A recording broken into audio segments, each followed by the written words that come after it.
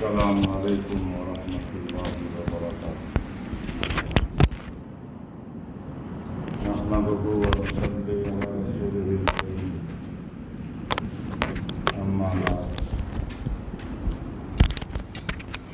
فأعوذ بالله من الشيطان الرجيم. بسم الله الرحمن الرحيم. فلولا نفر من كل فرقة منهم طائفة ليتفقهوا في الدين ولينذروا قومهم إذا رجعوا إليهم لعلهم يرجعون. صدق الله مولانا العظيم. اللهم صل على محمد وعلى آل محمد كما صليت على إبراهيم وعلى آل إبراهيم إنك حميد مجيد. اللهم بارك على محمد وعلى آل محمد كما باركت على إبراهيم وعلى آل إبراهيم إنك حميد مجيد.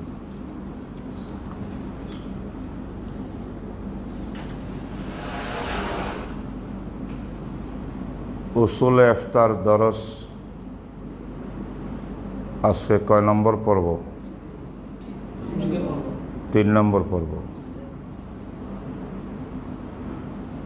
আদ-দারসুল সালিস।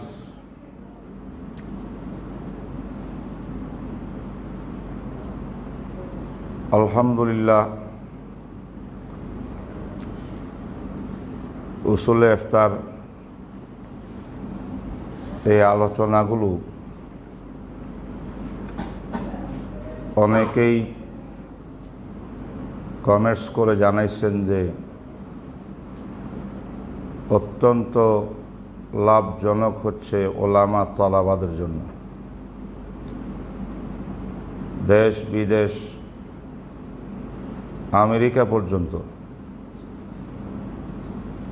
Malaysia, America, Bharat, Dubai, মিশর, সব জায়গার থেকে লোকজন অংশগ্রহণ করতেছেন। আলহামদুলিল্লাহ। যদিও আমাদের মকসুদ হইল মারকাজুল শেখ জাকারিয়া লিল বহুসিল ইসলামিয়ার তাখাসুসের ছাত্ররা, কিন্তু আসল কথা হলো এলেমের মধ্যে কোনো বখল নেই। এটা আমার সবসময়ের নিয়ম। আমার দর্শের ভিতরে যে কোনো তালেব এলেম যে কোনো মাদ্রাসার থেকে আসিয়া বসার ইজাজত আছে। তোমরা জানো, দাওরা হাদিসের দর্শে, বুখারীর দর্শে বিভিন্ন মাদ্রাসা থেকে ছাত্ররা আসতো। তারা তাদের আদব রক্ষা করিয়া আমার কাছে ইজাজত চাইত। আমি একদিন বলে দিছি, তোমাদের আর ইজাজতের দরকার নেই। যখন আসতে মনে চায়, সুযোগ হয়, তোমরা সবকে বসে যাইবা, আমাকে জিজ্ঞাসা করার দরকার নেই। আমি অগ্রিম ইজাজত দিয়ে দিলাম। কারণ হইল, সমস্ত কওমি মাদারিসের ছাত্র এরা সব আমাদেরই ছাত্র। সব মাদ্রাসাগুলো আমাদের মাদ্রাসা, এক বিন্দু পরিমাণ সন্দেহের অবকাশ নাই। শুধু আমি যে মাদ্রাসাটা প্রতিষ্ঠা করলাম, যেখানে আমি পড়াই, এটা আমার মাদ্রাসা, এরাই আমার ছাত্র। বাকি তালেব ইলমরা কারা? সব কাসেম নানতুবি রহমতুল্লাহ আলাইহির রুহানি সন্তান। আমরা সবাই। তাই আমাদের মধ্যে আবার পার্থক্য হবে কেন? যে যেখান থেকে ইচ্ছা সেখান থেকে শুনুক। যদি আমার কথাবার্তার দ্বারায় কোনো আলেমের, কোনো ছাত্রের এলেমের ভিতরে একটু এজাফা হয়,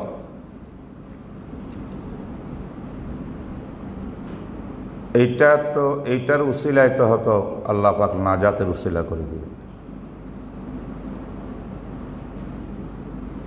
যেহেতু লাইভে কথা বলছি, পুরা বিশ্বের মানুষের শোনার সুযোগ আছে, শুনতেছেও। দোয়া করা দরকার আল্লাহ পাক যেন এগুলো কবুল করেন। কোনো অহংকার, কোনো ধরনের বদ নিয়ত যেন আমাদের মধ্যে সৃষ্টি না হয়।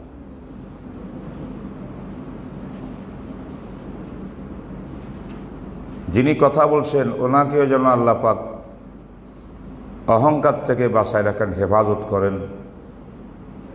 যারা শুনতেছেন তাদেরকে যেন আল্লাহ পাক এলমে নাফে, এলমে নববী দান করেন। আজকের বিষয় আহাদে সাহাবা থেকে তাবিন সহ 4 মাযহাব পর্যন্ত ফিকহুল ইসলামী, আল ফিকহুল ইসলামী কিভাবে আসলো, ফিকহুল ইসলামের ক্রমবিকাশ, এইটার উপরে বহু বড় বড় কিতাব লেখা আছে। আমি সেই কিতাবগুলোর সব কথা তো বলা অসম্ভবই। একটা খাস তরতিবে চেষ্টা করব তোমাদেরকে খোলাসা নির্যাস কথাটা বুঝাই দেওয়ার জন্য। আল্লাহ, গতকালের সবক পর্যন্ত যে কথাগুলো আমরা বুঝতে পেরেছি সেটা হলো ফিকহ, আল ফিকহু, এটা কোরআন সুন্নাহর নির্যাস, খোলাসার মাগজ। কোরআন আমাদের সর্বশ্রেষ্ঠ শরীয়তের দলিল, সুন্নাহ তার পরের দলিল। কোরআন সুন্নাহর মধ্যে যে সমস্ত নুসুস আছে, আয়াত আছে, হাদিস আছে, হাদিসগুলো কোরআনের আয়াতগুলো সীমিত, গণলে গণা যায়, সীমিত। পৃথিবীর মানুষ ধরতে গেলে অসীম, প্রচুর পরিমাণের মানুষ। প্রত্যেকটি মানুষের হালাত, অবস্থা অসংখ্য। এক সময় একটা মানুষ উপর একটা ঘটে যায়, এক এক হাদেসা আসে, প্রয়োজন আসে, পরিস্থিতি আসে, পরিবেশ আসে, মুহূর্তে মুহূর্তে, কদমে কদমে প্রত্যেকটি লোক নিজের এই হালতের মধ্যে কোন পথ অবলম্বন করবে, কোন পন্থা অবলম্বন করবে, এইটা মুখাপেক্ষী হয় কোরআন সুন্নাহ শরীয়তের। তো মানুষও অসীম। রসুলের যুগ থেকে এই পর্যন্ত কত লোক পৃথিবীর থেকে চলে গেলেন, কিয়ামত পর্যন্ত কত মানুষ আসবে, সীমা আছে? অসীম। প্রত্যেকটি লোকের হালাত, অবস্থা, দৈনন্দিন অবস্থা, এইটারও কোনো সীমারেখা নাই। তাইলে কোরআনের সীমিত আয়াত, হাদিসের সীমিত নজ দিয়া অসীম মানুষের অসীম হালাত ও অবস্থার সমস্যার সমাধান যদি আপনি খুঁজতে চান, আকল বিবেক বলে সীমিত নস কোরআন হাদিসের, এটা অসীম মানুষের অসীম হালাতের, অসীম পরিস্থিতির সমাধান সুস্পষ্টভাবে দেওয়া কখনো সম্ভব না। সম্ভব? যদি কোরআন বা হাদিসের ভিতরে এমন হইতো যে কিয়ামত পর্যন্ত পৃথিবীতে যত মানুষ আসবে, যত মানুষ যত অবস্থার ভিতরে পড়বে, তার সকল কিছুর সমাধান স্পষ্ট করে লেখে লেখে তার হুকুম বয়ান করে দেওয়া, তাহলে কয় হাজার, কয় লক্ষ, কয় কোটি ভলিউমের হাদিস হওয়া দরকার ছিল।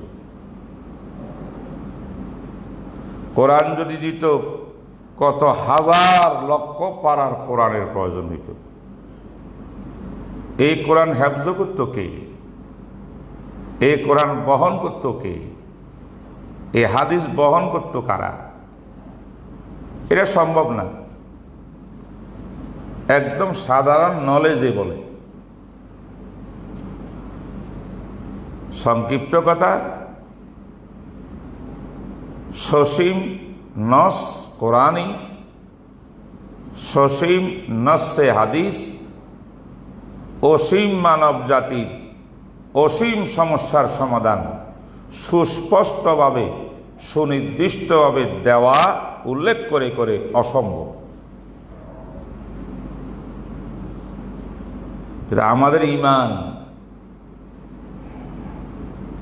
এই ঈমানটা না রাখলে কিন্তু কেউ মুমিন হতে পারবে না, এই কথা বিশ্বাস না করলে। সেটা হলো কোরআন সুন্নাহ চিরস্থায়ী, কিয়ামত পর্যন্ত মানব জাতির সব সমস্যার সমাধান দিয়েছে কোরআন এবং সুন্নাহ। একদিকে সকল অসীম সমস্যার সমাধান কোরআন সুন্নাহ দিয়েছে, আরেকদিকে সসীম নস আইন রিডিং অসীম সমস্যার সমাধান দেওয়া সম্ভবপর না। এই দুইটা কথা কি আপনি মিলাবেন কিভাবে?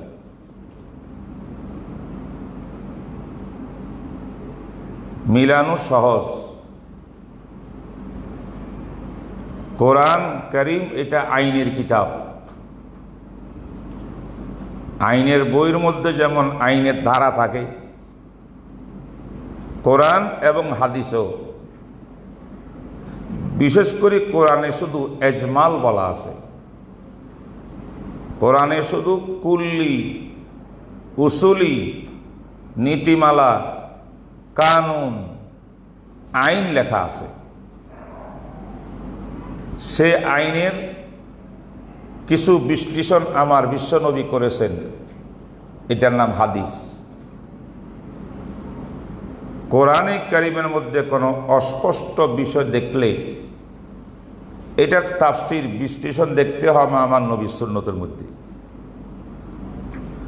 কোরআনে কারীমের মধ্যে একটা আইন লেখা আছে, আকিমুস সালাহ, নামাজ কায়েম করো। কেমনে কায়েম করব নামাজ?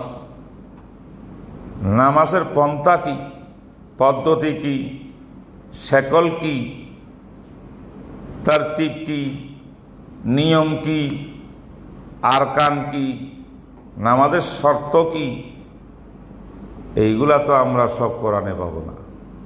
আইন দিয়েছে কোরআন, এই আইনের বিশ্লেষণ আপনি পাবেন হাদিসের মধ্যে। কিন্তু হাদিস শরীফও তো সীমিত। একজন নবী যিনি ছিলেন মহামানব, 23 বৎসর জীবন কাটাইছেন নবী হইয়া।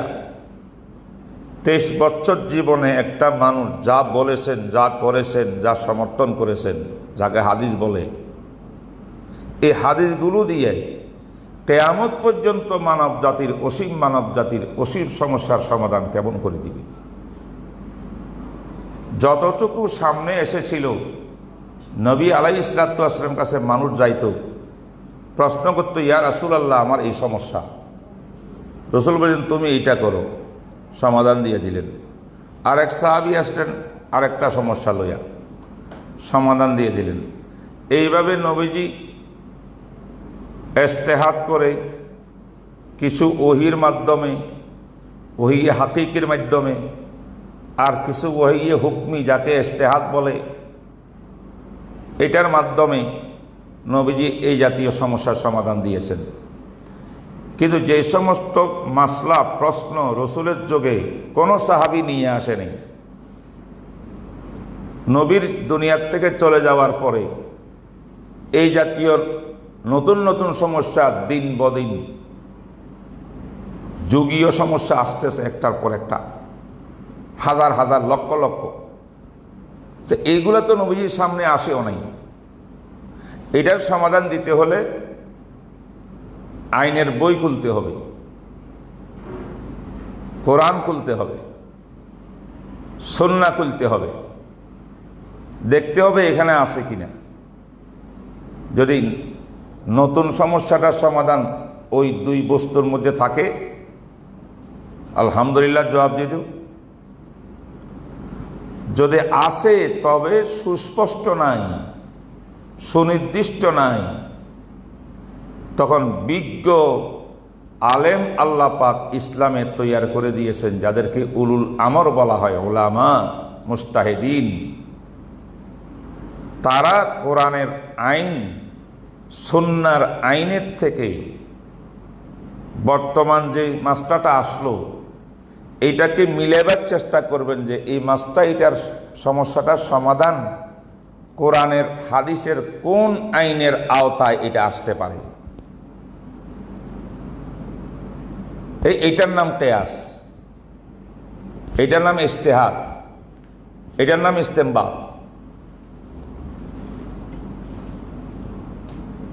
কোরআন হাদিসে এটা স্পষ্ট নাই, কিন্তু সমাধান তো কোরআন হাদিসে আছে। কোথায় আছে? ইশারা আছে, ইঙ্গিত। কোরআন হাদিসে অস্পষ্টভাবে আছে। কোরআন হাদিসের মধ্যে ইঙ্গিত রয়েছে। এই জন্য কোরআন সুন্নাহ কিয়ামত পর্যন্ত সকল সমস্যার সমাধানের বস্তু। এমন কোন পৃথিবীর মধ্যে মানুষের হালাত সমস্যা আসবে না যে সমস্যার সমাধান কোরআন সুন্নাহয় খুঁজে না পাওয়া যাবে। খুঁজতে হলে কোরআনের সমুদ্রে ডুব দিতে হবে। ডুবুরি দরকার, ডুবুরি, যে পানির ভিতরে ডুব দিয়া কয়েকদিন থাকে, মণিমুক্তা বের করে তালাশ করে করে। এমন ডুবুরি ব্যক্তিদেরকে বলে উলামায়ে মুস্তাহিদিন। তারা কোরআনের মধ্যে ডুব দিবে। সুস্পষ্ট তো নাই। কোরআন তো কিয়ামত পর্যন্ত সকল সমস্যার সমাধান দিবেন, সুন্নাহ তো সকল সমস্যার সমাধান দিবেন। তো সমাধান তো আছে, দেখা যাচ্ছে না, প্রকাশ পাচ্ছে না। তাইলে এর ভিতরে ঢুকতে হবে, গভীরে ঢুকতে হবে, ইস্তেমবাত করতে হবে, ইস্তেদলাল করতে হবে। হাদিসের মধ্যে একই অবস্থা। কোরআনে যদি না পাই, হাদিসের মধ্যে ঢুকতে হবে, হাদিসের সমুদ্রে ঢুকতে হবে। কোরআন সুন্নাহর সমুদ্র, মহাসমুদ্রের মধ্যে ডুবুরিরা ডুব দিয়া সেখান থেকে মণিমুক্তা বের করবে আমার আপনার জন্যে, আমার আপনার জন্য কিয়ামত পর্যন্ত সকল মানব জাতির সকল সমস্যার সমাধান বের করবে। যেই কোনো লোক সমুদ্রের থেকে, তলদেশ থেকে মণিমুক্তা আনতে পারে না। ডুবুরির বিশেষ প্রশিক্ষণপ্রাপ্ত ডুবুরি লাগে, বিশেষ ব্যক্তিরা লাগে মুস্তাহেদ হইতে। সে মুস্তাহেদ যারা বিশেষ ব্যক্তি, তারা কোরআন আর হাদিসের সমুদ্রে ডুব দিয়া সেখান থেকে মাছটা উদ্ভাবন করিয়া তারপরে আপনার সমস্যার সমাধান দিবে।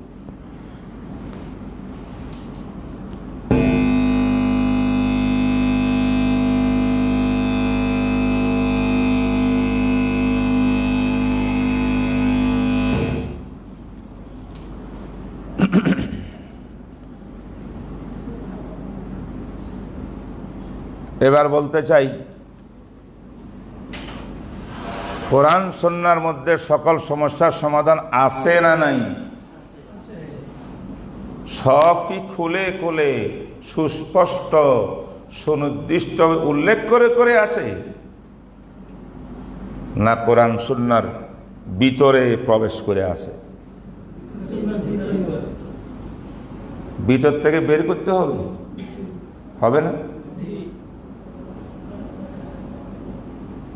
কিছু স্পষ্ট আছে, কিছু সুনির্দিষ্ট আছে, কিছু অনির্দিষ্ট আছে, কিছু অস্পষ্ট আছে, কিছু ইঙ্গিত ইশারায় আছে।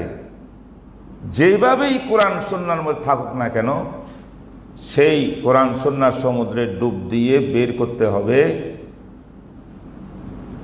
এই কারণে বলা হয় কিয়ামত পর্যন্ত মানব জাতির সকল সমস্যার সমাধান দিতে পারে কোরআন সুন্নাহ।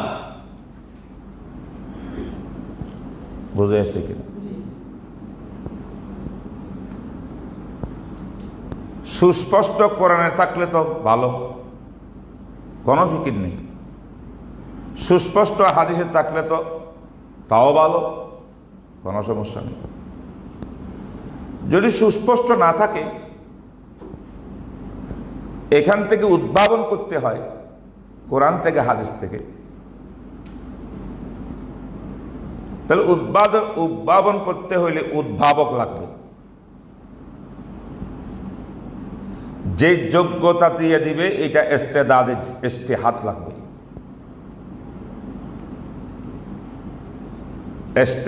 ইস্তেমবাদ করার সবচেয়ে বড় পদ্ধতি হল কিয়াস লাগবে। গায়রে মনসুস যেই মাসলা সম্পর্কে কোরআন হাদিসে স্পষ্ট কোনো হুকুম আসে নাই, এটার নাম গায়রে মনসুস।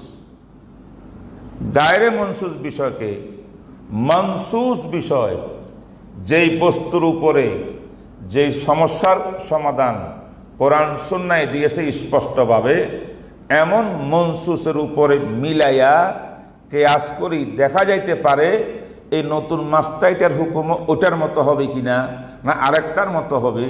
এই কাজগুলো করা হলো ইজতিহাদ, জুহুদ আর মেহনত। এইভাবে ইজতিহাদ করে যখন মাসটাটা বের হইয়া মণিমুক্তাটা আনবে, এটার নাম ফিকহ। এটার নাম কি? এই জন্য ফিকহকে বলা হয় কোরআন সুন্নাহর মাগজ। মানুষের মগজটাকে বিশেষ স্থানে আল্লাহ কুদরতে হেফাজত করছে। মগজে যে কোনো পশুর মগজটা কোথায় থাকে, কত সুন্দর করে থাকে,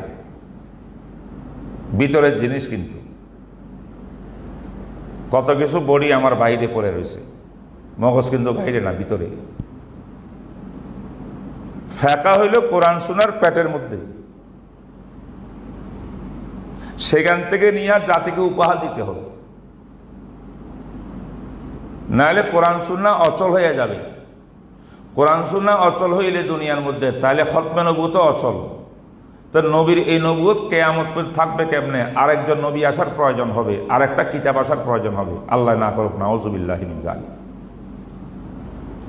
এটা খাতামুশ শরিয়া, খাতামুল আহকাম, খাতামুল কুতুব, কিতাব, খাতামুন নবিয়্যিন। এরপরে কোনো নবী নেই, এরপরে কোনো আসমানি কিতাব নেই, এরপরে কোনো শরীয়ত নেই। এটাই কিয়ামত পর্যন্ত বলবৎ রাখার জন্য কোরআন সুন্নাহর পেটের মধ্যে ভিতরে ঢুকিয়া সমুদ্রের মধ্যে তলদেশ থেকে বের করিয়া আপনার যত সমস্যা দুনিয়াতে নতুন নতুন আসুক না কেন, আজকে ১৫০০ বছর পরে আধুনিক যুগ, আধুনিক যুগের যত মাসটা আসুক না কেন, কোনো মাসটা কোরআন হাদিসের ডাইরেক্ট বা ইনডাইরেক্ট কোরআন সুন্নাহর বাহিরে আসবে না। এটা নতুন করে ঢুকাইতে হলে, কোরআনের সাথে মিলাইতে হলে মুস্তাহাদ লাগবে, ইজতিহাদ লাগবে, কিয়াস করা লাগবে। কিয়াস করিয়া এটা বের করতে হবে। এই জন্য মুস্তাহিদের দরকার। তাই আল্লাহ পাক বলছেন, ইয়া আইয়ুহাল্লাযীনা আমানু আতিউল্লাহ, কোরআন মানো, ওয়া আতিউর রাসূলা, তথা সুন্নাহ মানো, ওয়া উলিল আমরি মিনকুম, আর উলুল আমর বিজ্ঞ উলামায়ে কেরামকে মানো। বিজ্ঞ উলামায়ে কেরামকে কেন মানবো? ইয়া আল্লাহ, কোরআন থাকতে, সুন্নাহ থাকতে, কোরআন থাকতে, হাদিস থাকতে, আল্লাহ থাকতে, রসুল থাকতে আবার আরেকটা মানতে হবে কিনা? জবাব হলো, কোরআন সুন্নাহকে মানতে হইলে উলুল আমরকে মানতে হবে। এরাই তো কোরআন সুন্নাহর পেটের মধ্যে ভিতরে ঢুকিয়া এখান থেকে মানব জাতির সব সমস্যার সমাধান বের করে আনবে।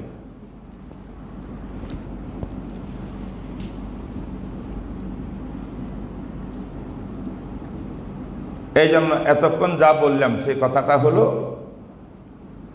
ফিকহ হইল কোরআন সুন্নাহর মাগজ। বুঝেন নাই কথা?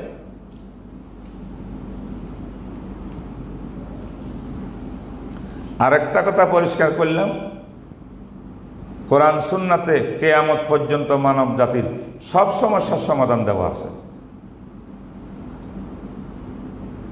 তবে সসীম বস্তু অসীম সমস্যার সমাধান কেমন করে দিল?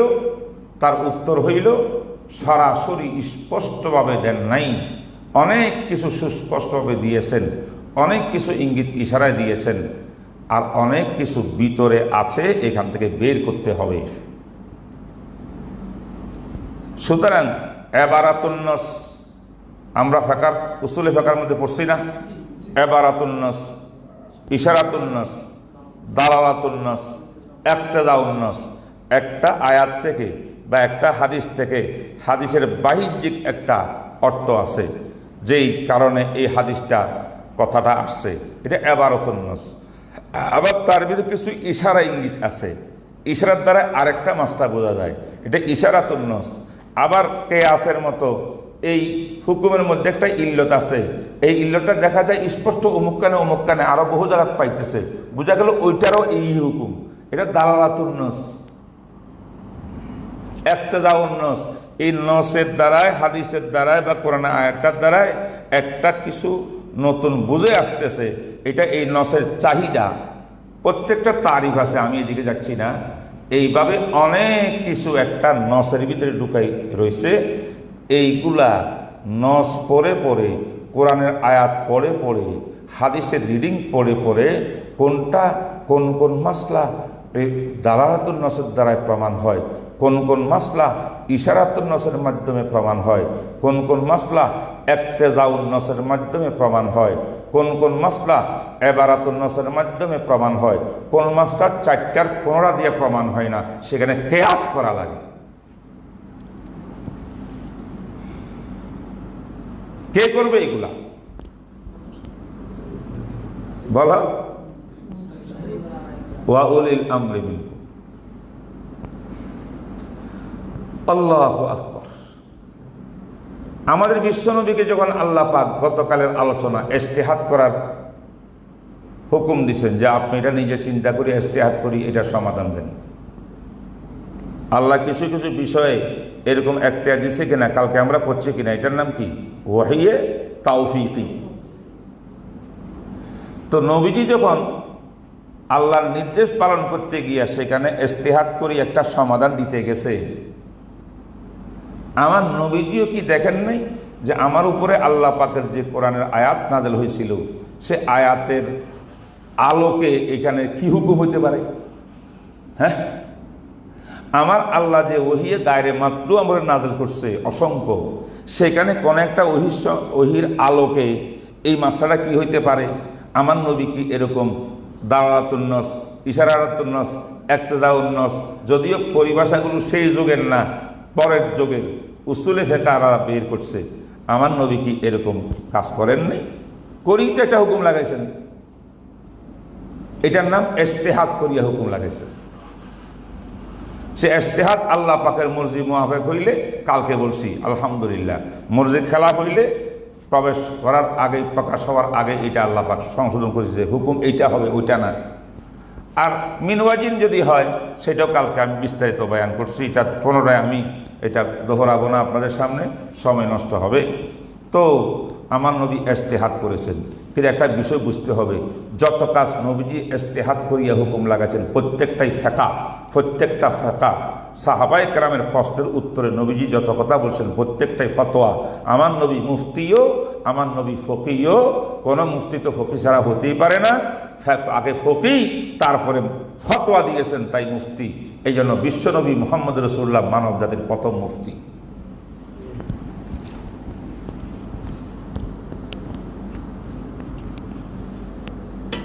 বুঝছেন কিনা কথাগুলা?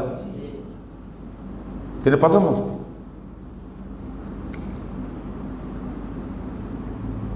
মাস্টারটা আসলে যারা বুঝতে চায় না, বুঝতে রাজি না, তাদের জন্য বোঝা বড় মুশকিল। এই যে তারা ফিকহ মানে না, ফকি মানে না, মুফতি মানে না, ফতোয়া মানে না, মাযহাব মানে না, তারা বুঝতে চায় না। তারা কিন্তু এরকম ঘটনা দৈনন্দিন তার চোখের সামনে বাঁচতেছে। হাজার হাজার লক্ষ লক্ষ মামলা কোর্টে পড়ে গেছে। নতুন যখন একজন বিচারপতি হয়, তৎপর হইয়া যায়, এতগুলা লক্ষ মামলা পড়ে রয়েছে, বছরকে বছর ঝুলতেছে, আমার দায়িত্ব হলো তাড়াতাড়ি এগুলো খালাস করা।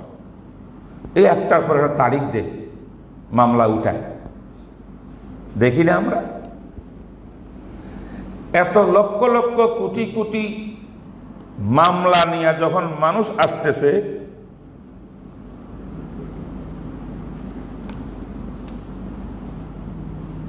সমস্ত কোটি কোটি মামলাগুলো স্পষ্টভাবে উল্লেখ করিয়া আইন বইতে লেখা আছে আইনজীবীদের। কথা বলো না একটু। আইনজীবীদের দেখছেন, প্রত্যেক আইনজীবীর আলমারির ভিতরে আমাদের দাওলেফতা তাকাসুসের মতো কিতাব সাজাই দিছে, বড় বড় বলি, ওটা আইনের বই। এই কয়েকটা বইয়ের মধ্যে পৃথিবীর ভিতরে যত মামলা মানুষের চলতেছে, যত প্রবলেম সমস্যা মামলা হয়েছে, প্রত্যেকটি মামলার কি পৃথক পৃথক স্বতন্ত্রভাবে ওই সুরতটা, ঘটনা এটা হুবহু উল্লেখ করিয়া এই সমস্যাটা দেওয়া আছে। এখানে তার সমাধান বইয়ের মধ্যে কি দেওয়া আছে? আইন দেওয়া আছে। এখন অ্যাডভোকেট যারা আইনজীবী, বাদী বিবাদী, বাদী ধরছে একজন বড় আইনজীবীকে, বিবাদী ধরছে আরো 3 জন আইনজীবীকে। আইনজীবীর কাজ কি? বা তোমরা যে মারামারি করছো, কাটাকাটি করছো, যে ঘটনা ঘটছে, এটা তো মামলায় উঠবে। জজ সাহেব বাদী বিবাদীকে জিজ্ঞাসা করবে, বাদীর পক্ষে আইনজীবী, বিবাদীর পক্ষে আইনজীবী। আইনজীবীরা কি করে? পুরা কাহিনীটা শুনিয়া তার সংক্ষেপ লিখে ফেলে তারা। 1 পৃষ্ঠার ভিতরে এই পুরা মামলার নির্যাস কথা। এবার চিন্তা করে এই ঘটনা এটার যতগুলো পয়েন্ট তিনি নোট করছেন, এমন ঘটনার সাথে আইনের বইয়ের কত ধারার আইনটা মুআফেক হবে, এটা কোন ধারায় যাইতে পারে আইনটা। 3 জন আইনজীবী বিবাদীর পক্ষে, 3 জনে মিলিয়ে কয় আমরা তো এই ঘটনা এটাকে 10 নম্বর আইনের ক ধারার অন্তর্ভুক্ত করিয়া তারপরে বাদীকে ঠকাইতে হবে, কেস জিততে হবে। বাদীর পক্ষের আইনজীবীরা কি করে? যে এই ঘটনাটা আইনের বই পড়িয়া 100 নম্বর ধারার ক্ষয়ের উপধারায় ওই আন্ডার নিয়ে বিবাদীকে ফাঁসি দিতে হবে। হয় কি না?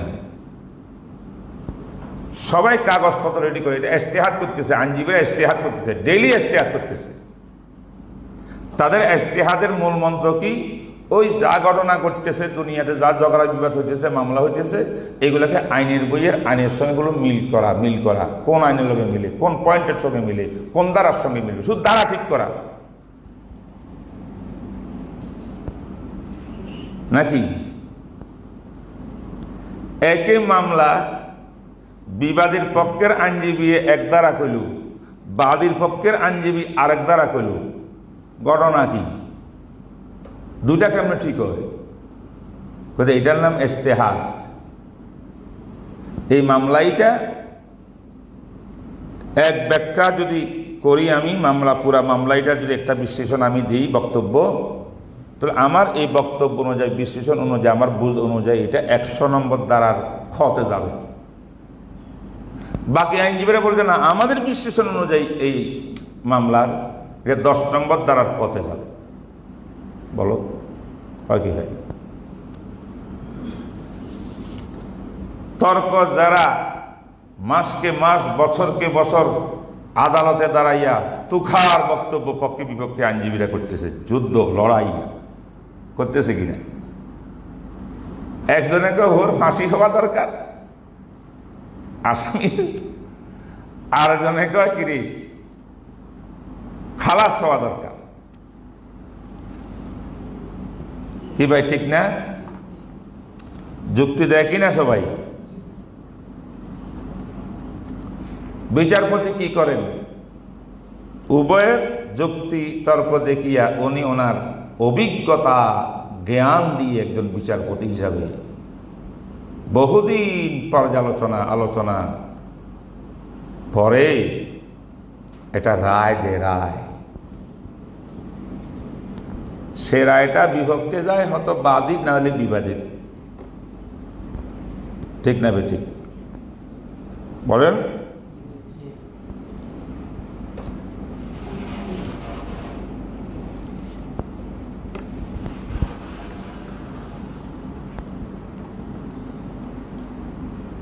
মাননীয় জজ সাহেব যদি আদালতটা প্রধান বিচারপতির আদালত হতো, প্রধান বিচারপতির আদালতে 2টি বছর 2 দিকে বক্তব্য দিছে, বিপরীত বক্তব্য, বাদীর আইনজীবীরা এক ধরনের, বিবাদীরা আরেক ধরনের। মনে করো যেদিন রায় দিছে প্রধান বিচারপতি, রায়টা বাদীর পক্ষে গেছে, হ্যাঁ, বাদীর পক্ষে গেছে। বাদীর পক্ষে আইন রায় দিয়া জজ সাহেব কি বিবাদীর উকিলদেরকে পুলিশ দিয়া ধরে ফেলে, এই দুষ্টরা 2 বছর পর্যন্ত জ্বালাইছো আমারে, উল্টা পাল্টা কথা কইয়া রায় হবে এটা অমুক দ্বারা, তুমি আরেক দ্বারার জন্য যুদ্ধ করলা কেন? 2টা বছর আমার সময় নষ্ট করলা, তুমি তো একদম খাতা ভুল করেছো, তোমার এই যুক্তি একেবারে ভিত্তিহীন যুক্তি, তা তোমার ফাঁসি হওয়া দরকার। এরকম কোনো আদালত দেখছেন জীবনে? ঠিকই, কিন্তু 1 ঘন্টা পরেই যে আইনজীবীরা আজকে হারিয়ে গেছে আদালতের ভিতরে, 1 ঘন্টা পরে মামলা আরেকটা নিয়ে সে আইনজীবীরা আবার কালো কোট নিয়ে দাঁড়াই গেছে আদালতের ভিতরে জেরা করার জন্য। একজনও তো দোষী হইল না,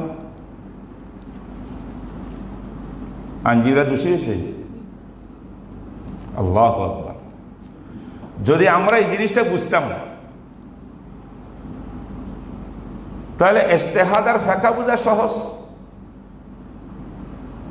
কোরআন সুন্নাহ হইল আইনের বই। হাজার হাজার লক্ষ লক্ষ কোটি কোটি মামলা আসতেছে, মুআমালা আসতেছে, সমস্যা আসতেছে। এই সমস্যাগুলোর স্পষ্ট কোনো, অনেক সমস্যার স্পষ্ট কোনো হুকুম কোরআন সুন্নাতে নাই।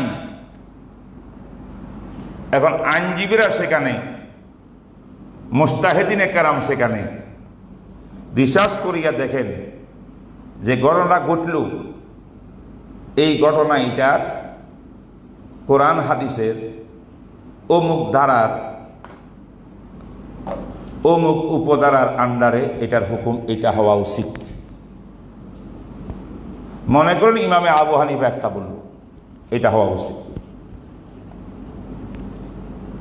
ইমামে শাফি রহমতুল্লাহ আরেক আইনজীবী, ওনার কাছেও পরবর্তীতে একই ঘটনা আসছে, উনি সব গবেষণা করিয়া আইনের বইয়ের ধারার সাথে আরেক ধারার সঙ্গে এটা ওই ধারার সঙ্গে মিলবে। হুকুম 2টা হবে কিনা, সিদ্ধান্ত 2 রকম হবে কিনা? আমার আল্লাহ হলেন জজ, মুস্তাহিদিনে ফুকাহে কেরামের জজ দুনিয়াতে কেউ নাই, ওনাদের জজ হলেন আল্লাহ। আল্লাহ কিয়ামতের মাঠে দেখবো যে 2 আইনজীবী ইখতিলাফ করল কোরআন এবং ওহীর ল নিয়া, ধারা নিয়া, কেউ এক দ্বারা ফেলছে, কেউ আরেক দ্বারা ফেলছে, এরা কিনা আসলে আইনজীবী কিনা, এরা আইনের বই পড়ছে কিনা, এরা পাস কিনা, এদের কি কয় সার্টিফিকেট আছে কিনা। যে তারা অনুমোদিত আইনজীবী হইয়া থাকে, তাইলে আল্লাহ পাক যদি বলেন আমার ইচ্ছা অনুযায়ী ইমাম সাহেব হিসাবে যেই মতটা দিছে এটাই সঠিক, তখন আবু হানিফা সাহেব রহমতুল্লাহ যে তার বিপরীত আরেকটা রায় দিছিলেন, জজ সাহেব যেন বিবাদী পক্ষের আইনজীবীদেরকে ফাঁসি দেয় না, অপরাধী সাব্যস্ত করে না, ঠিক আরেকজন মুস্তাহিদ আবু হানিফা সাহেব আরেকটা বলছিলেন, আমার আল্লাহ যিনি জজ, তিনি এই আবু হানিফা সাহেব আরেকজন আইনজীবী, ওনাকেও তিরস্কার করবেন না। আল্লাহ পাক বুখারী শরীফের হাদিস, ইদা হাকামাল হাকিম ফাজতাহাদা ফাআসাবা ফালাহু আজরানে ওয়া ইদা হাকামা ফাজতাহাদা ফাআখতা ফালাহু আজরুন ওয়াহিদ। যার ইজতিহাদ আল্লাহর মনসা মোতাবেক হয়েছে, বুঝে যাবে কিয়ামতের দিন আল্লাহর ফায়সলা যখন হবে। যদি হয়েছে মারহাবা, ডাবল সওয়াব। আর যে আইনজীবীর সিদ্ধান্ত আল্লাহ ওই দিন গ্রহণ করবেন না, সেইটার জন্য তিরস্কার নাই, ওটার জন্য পুরস্কার। তো পুরস্কার হলো সিঙ্গেল, আর ওনাকে পুরস্কার হলো ডাবল পুরস্কার।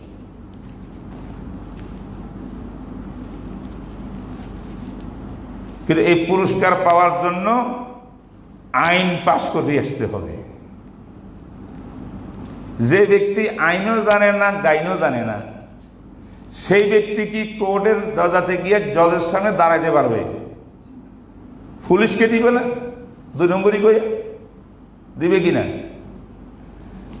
এই জন্য ইজতিহাদ করার যোগ্যতা যে সমস্ত মহামনীষীদেরকে আল্লাহ পাক দিয়েছেন, ওলামারা এই যোগ্যতার মাপকাঠিকে ঠিক করে দিয়েছেন। বড় গবেষণা করে করে কতগুলো এলেমের মালিক হইতে হবে, কতগুলো হাদিসের হাফেজ হইতে হবে, কতগুলো উলুমের মাহের হইতে হবে। সেই যোগ্যতা ছাড়া বর্তমান আমাদের এই যুগে, যেমন আমার মতো সমদ আলী আর রমদ আলী মাইকের মধ্যে উঠিয়া ইজতিহাদ করে করে নিজের মন মতো ফতোয়া দেয়, এরা মুস্তাহিদ হইতে চায়। এই সমস্ত মুস্তাহিদকে আল্লাহ পাক হাসরের মাঠে পুলিশের হাতে আবদ্ধ করিয়া এদেরকে সোজা জাহান্নামে লেগে যায়।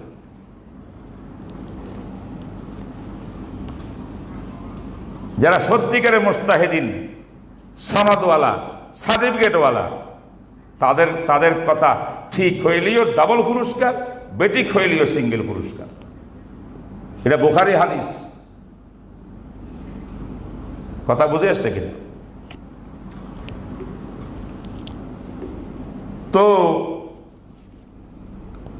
আমরা যেটা বলতেছিলাম,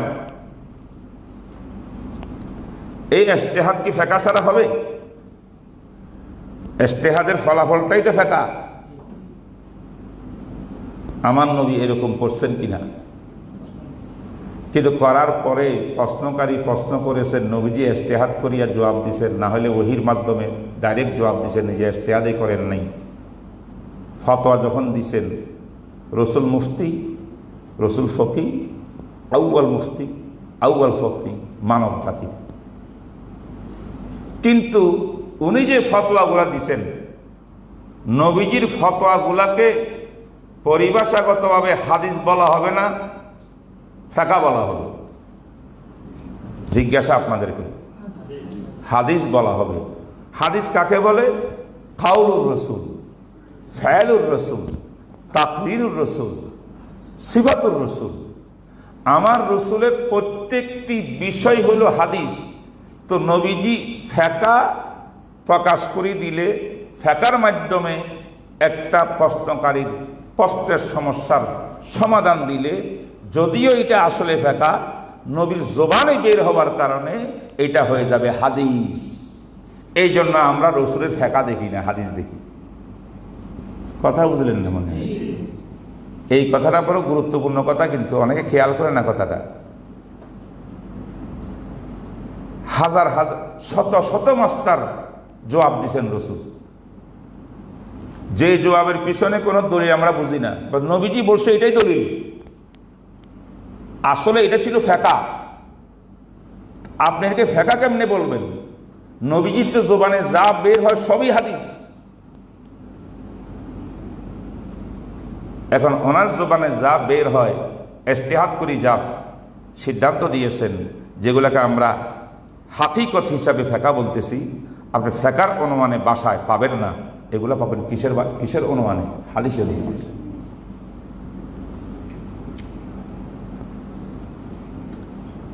তাহলে নবী আলাইহিস সালাতু ওয়াস সালাম নিজেই গবেষণা করিয়া ইজতিহাদ করিয়া যে গতকালের যে বিস্তারিত বয়ান, অনেক সমস্যার সমাধান ফিকহের মাধ্যমে দিয়েছেন, ইজতিহাদ করে দিয়েছেন, যার নাম ফিকহ। পরিভাষাগত এটা হাদিস। শুধু তাই নয়, আমার নবীজি সাহাবীকে ডাকিয়া রসুল নিজেই বলছেন, এই দুইজন ঝগড়া করছে, একটা মামলা লইয়া আইছে, হে আমর ইবনে আস, তুমি নিজে এটার ফয়সালা দাও, মানে সমাধান দাও। উনি কই, ইয়া রাসূলুল্লাহ, আমি সমাধান দেব? ও আনতা হাজিরুন, রসুল যেখানে হাজির, আমি সমাধান দেব? না, তুমি দিবা। তুমি সমাধান দিবা কেন? আমি যদি চলে যাই তখন সমাধান দিব কেডা? আমার সামনে সমাধান দাও। কথা বুঝেন না আপনারা? বুঝেন নাই কথা? আল্লাহু আকবার। তখন এই সাহাবী সমাধান দিয়েছে নবীজির সামনে। কথা বলে না কা? কি দিছেন? কি দিছেন? সমাধান দিয়েছেন। এইরকম ঘটনাও হাদিসের কিতাবে কোনো অভাব নেই। কি নাই? কোনো অভাব নেই।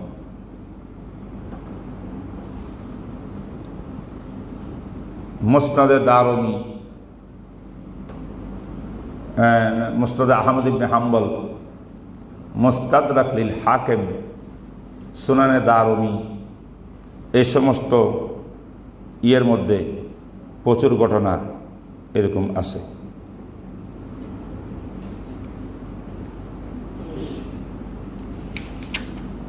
তো এতে আমরা কি বুঝলাম বলেন না? একটা, কারণ অনেকে বলবে হুজুর দলিল কোথায়?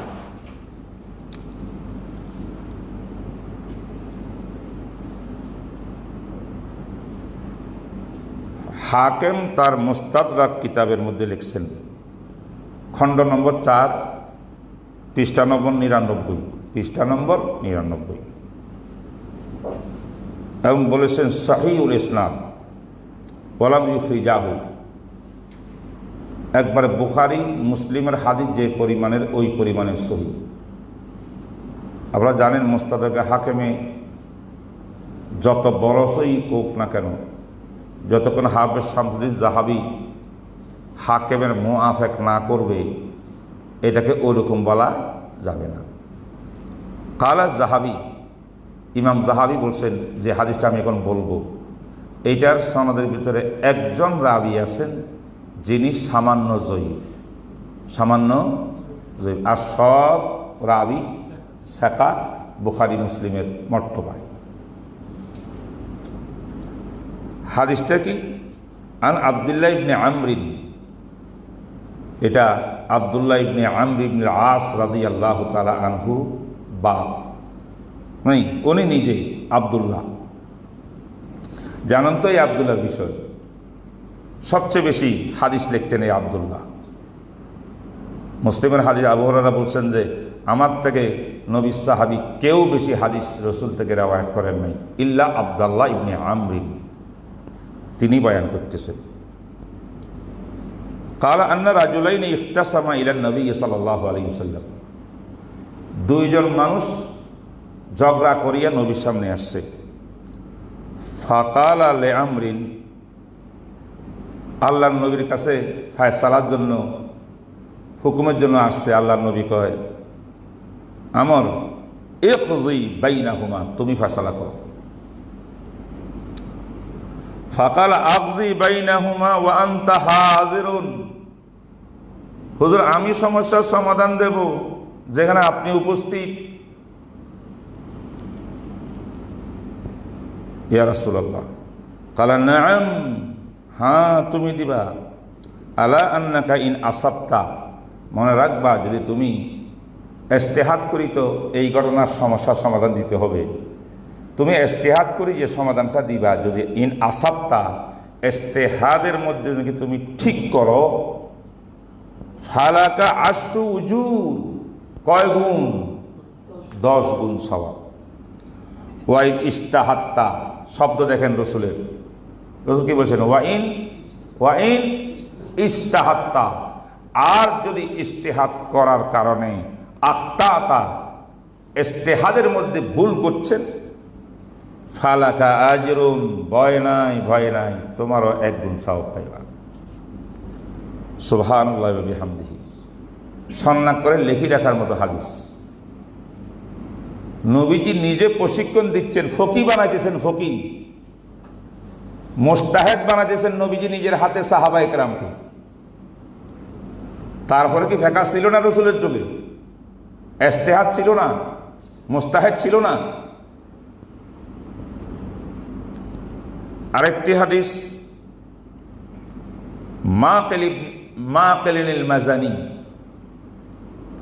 মাকিলিনিল মুজানি, এই হাদিসটা ইমাম আহমদ ইবনে হাম্বল তার মুসনাদ কিতাবের মধ্যে লিখেছেন। এই হাদিসের নম্বর হইল, এই হাদিস এই মুসনাদ আহমদ বিন হাম্বলের খণ্ড হল 33, পৃষ্ঠা নম্বর 420। হাদিস নম্বর হইল 20305।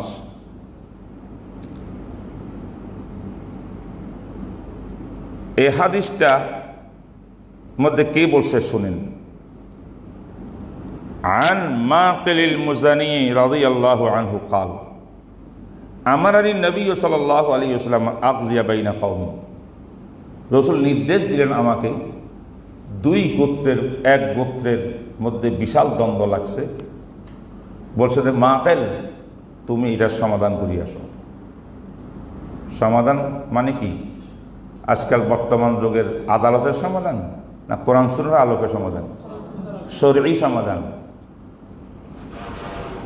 ফাকুলতু মা উহসিনু আন আগদিয়া, মাকাল বলেন, আমি ডাইরেক্ট বলেন, ইয়া নবী আল্লাহ, আমি আসলে ভালো কোনো ফয়সালা করতে জানি না, অর্থাৎ আমি ভালো কোনো মুস্তাহিদ কোনো হই নাই। কালা আল্লাহু মাল কাযী, আরে তুমি যদি ইজতিহাদ করি ফয়সালা দাও, তোমার সঙ্গে আল্লাহ থাকবেন। মা লাম ইয়াহিব আমাদান, ইচ্ছাকৃত যদি তুমি ভুল না করো, ইজতিহাদ করিয়া সহি শুদ্ধ পথে তুমি উত্তীর্ণ হওয়ার চেষ্টা করো, আল্লাহু মাআক, এটা অর্থ হইল আল্লাহ পাক তোমাকে সওয়াব দিবেন, গুনাহ তো কোনো ভয় নেই। আল্লাহু আকবার।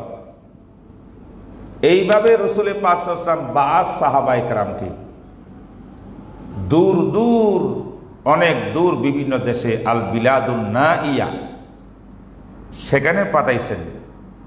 কি কেন পাঠাইছেন? তুমি যাও, যেমন মুআয ইবনে জবলকে পাঠাইছেন, ইয়ামানে যাও, সেখানে কাজী হিসাবে, মুফতি হিসাবে কাজ করো। এরকম অসংখ্য আহাদিস আছে। রাসূল সাহাবায়ে কেরামকে বিভিন্ন দেশে পাঠাইছেন, ওই দেশের মুসলমানের জাতীয় আধুনিক যুগীয় সমস্যার সমাধান দেওয়ার জন্য। তার ভিতরে মুআয ইবনে জবল হাদিসটা সবাই আমরা জানি। এখানে কোনো কোনো বন্ধুরা বলতে চান মুআয ইবনে জবলের হাদিসটা শুদ্ধ না। কেন ভাই? হাদিসটার বর্ণনাকারীর ভিতরে আছেন আন আসহাবে মুআযিন আন মুআযিন। বুঝলেন না কথা? কি বলছেন রে? মানে আসহাবে মুআয বলছেন, কারণ নাম ধরেন নাই, তো লোকটাকে। হাদিসটা কিন্তু ইমাম তিরমিজি নকল করছেন, ইমাম নাসাই নকল করছেন, ইমাম দারমি নকল করছেন, ইমাম আহমদ বিন হাম্বল ফিল মুসনাদে নকল করছেন। সব হাদিসে, প্রচুর কিতাবের মধ্যে হাদিসটা আছে, এটা মশহুর। কিন্তু আমার যে বন্ধুরা ইশকাল করে, সেই বন্ধুদের গুরু হলেন ইবনে তাইমিয়ার পরে আল্লামা ইবনুল কাইয়্যিম জাওজিয়া রাহমাতুল্লাহ আলাইহি। ইবনুল কাইয়্যিম জাওজিয়া রাহমাতুল্লাহ আলাইহি দুনিয়া বিখ্যাত কিতাবের নাম ইলামুল মুআক্কিন। এটাকে আলামুল মুআক্কিনও বলা যায়, ইলামুল মুআক্কিনও বলা যায়।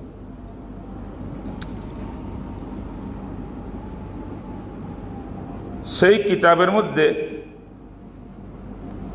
ইবনুল কাইয়্যিম জাওজিয়া রাহমাতুল্লাহ বলেন যে এই হাদিসটা ওয়া ইন কানা আন গায়রি মুসাম্মিন, যদিও নাকি আসহাবে মুআজের সঙ্গীদের সাথীদের সাগরিদদের নাম নেওয়া হয়নি, নাম না নিলে কি হবে? ফাহুম আসহাবু মুআজ ফালা ইয়াদুররুহু যালিক, নাম না নেওয়াতে এখানে কোনো হাদিসের মধ্যে কোনো আসর পড়বে না। লিআন্নাহু ইয়াদুল্লু আলা শুহরাতিল হাদিস, কারণ হাদিসটা মশহুরের পর্যায়ে পৌঁছে গেছে। দুনিয়ার সমস্ত সাহাবীরা, তাবিঈনরা, অর্থাৎ সবাই এই যুগ যুগ ধরে উলামারা এই হাদিসটাকে গ্রহণ করে নিয়েছে।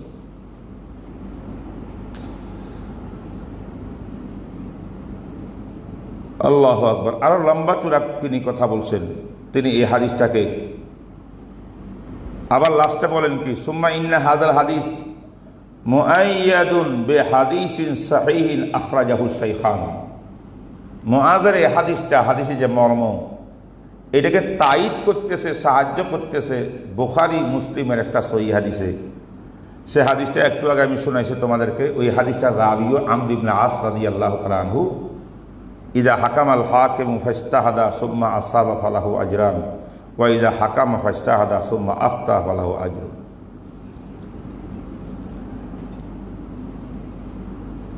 এবং মুআজ ইবনে জাবাল যে বলছেন যে কোরআন সুন্নাহর মধ্যে না পাইলে আজতাহিদু বিরাই, এটার সপক্ষে আরো 1 ডজন হাদিস আছে আসারে সাহাবা।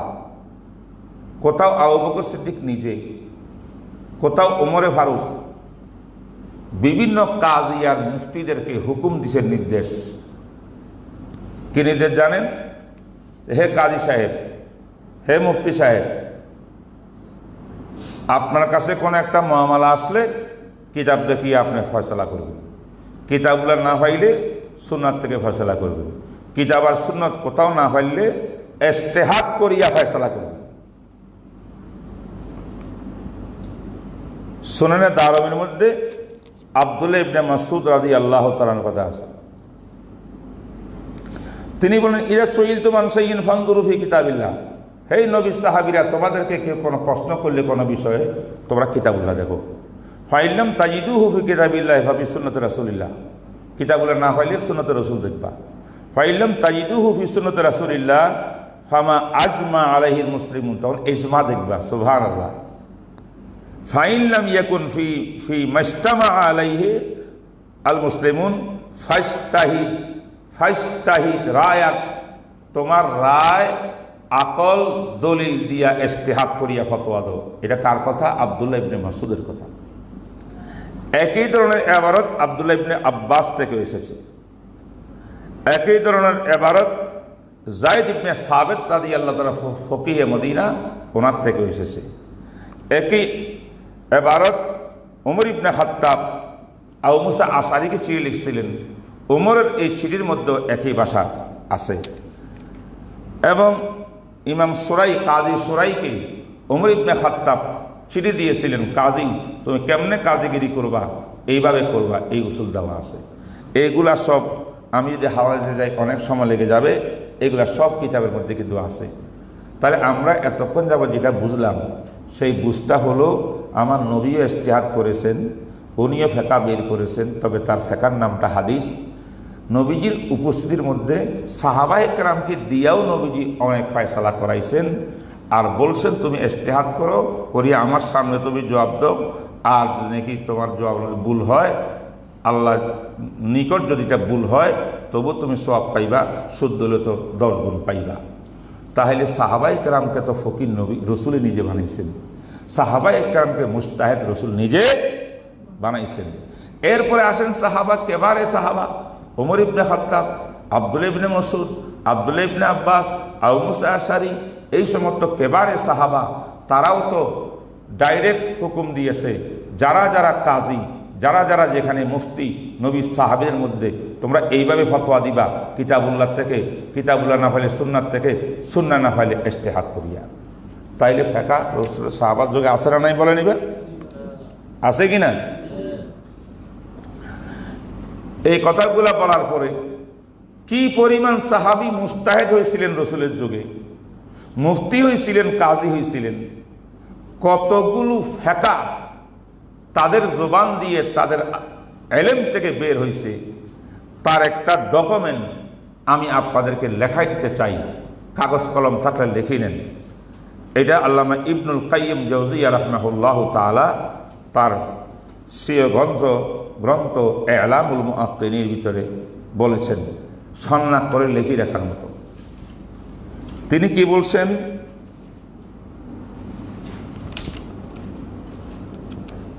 ইলামুল মুআক্কিন প্রথম খণ্ড, পৃষ্ঠা নম্বর 28-29, বাইরুত থেকে ছাপা। তোমরা কথা বুঝতেছ? ইলামুল মুআক্কিন কিতাবটা। তিনি বলেন, শোনো ভালো করি, যদ্দুর পারো লেখো। ইন্নাল্লাযীনা হুফিযাত আনহুমুল ফুতিয়া মিন আসহাবি রাসূলিল্লাহি সাল্লাল্লাহু আলাইহি ওয়াসাল্লাম মিয়াতুন ওয়া নিফুন ওয়া সালাসুনা নাফসান।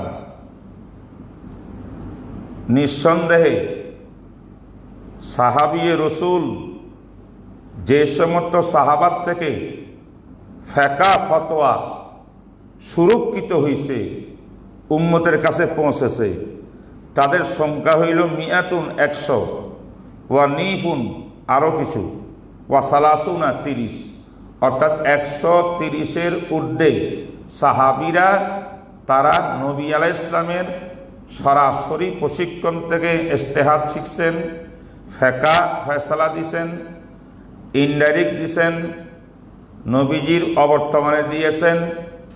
এই সাহাবীদের মুফতিদের সংখ্যা, ফকিদের সংখ্যা হইল 130-এর উপরে।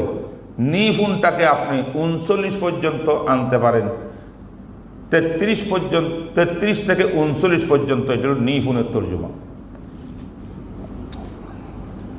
মা বাইনা রাজুলিন ওয়া ইমরাআতিন, আবার এদের মধ্যে সব পুরুষও ছিল, মহিলাও ছিল। সুবহানাল্লাহ। সাহাবীদের ভিতরে ফকিহ মুজতাহিদ পুরুষও ছিল, মহিলাও ছিল। এবার ইবনুল কাইয়িম জাওজিয়া রাহিমাহুল্লাহ কি বলেন? এই 133-এর মধ্যে বা 39-এর মধ্যে ফাকানাল মুকসিরুনা মিনহুম সাবআন, সবচেয়ে বেশি পরিমাণে ফতোয়া দিছেন, বেশি পরিমাণে মাসলা বয়ান করছেন, বেশি পরিমাণে যাদের থেকে ফেকা সুরক্ষিত হয়েছে তারা 7 জন। কয়জন সাহাবী?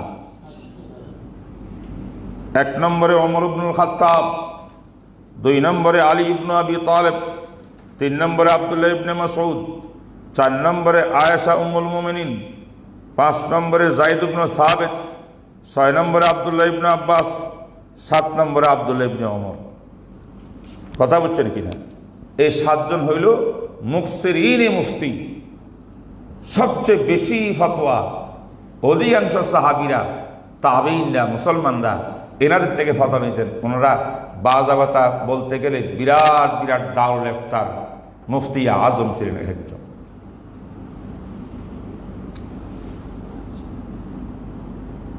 ওয়া মিনহুম আল মুতাওয়াসসিতুন, ওই 133 জন মুফতিদের মধ্যে কিছু কিছু সাহাবীরা ছিলেন মুতাওয়াসসিত, তারা বেশিও দিতেন না, কমও দিতেন না, মাঝামাঝি দিতেন। আল্লাহ ইবনুল কাইয়িম জাওজিয়া কি বলেন? ওয়া আম্মা আল মুতাওয়াসসিতুনা মিনাস সাহাবা ফিমা রুবিয়া আনহুম মিনাল ফুতিয়া, যাদের থেকে ফতোয়া পেয়েছি, পাওয়া গেছে, ফাআদাদুহুম আকসার, তাদের সংখ্যা অনেক। 7 জন নয়, শুধু বহুত। মিনহুম, বিশেষ করে কয়েকজনের নাম বলছেন তিনি। মুতাওয়াসসিতুন। কারা কারা?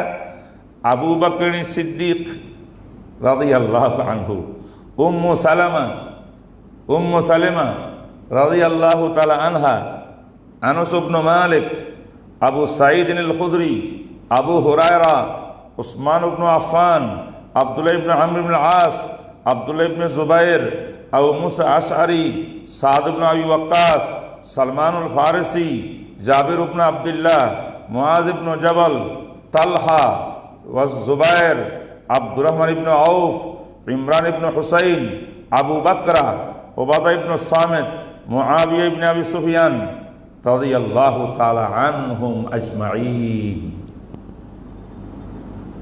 সাহাবীদের মধ্যে মুফতি ছিল না? ছিল। ফকিহ ছিল না? ছিল। এরা কি কোনোদিন বলছিলেন আমরা কোরআন সুন্নাহ মানি চলি, ফিকহ ফতোয়া বুঝি না? বলছিলেন?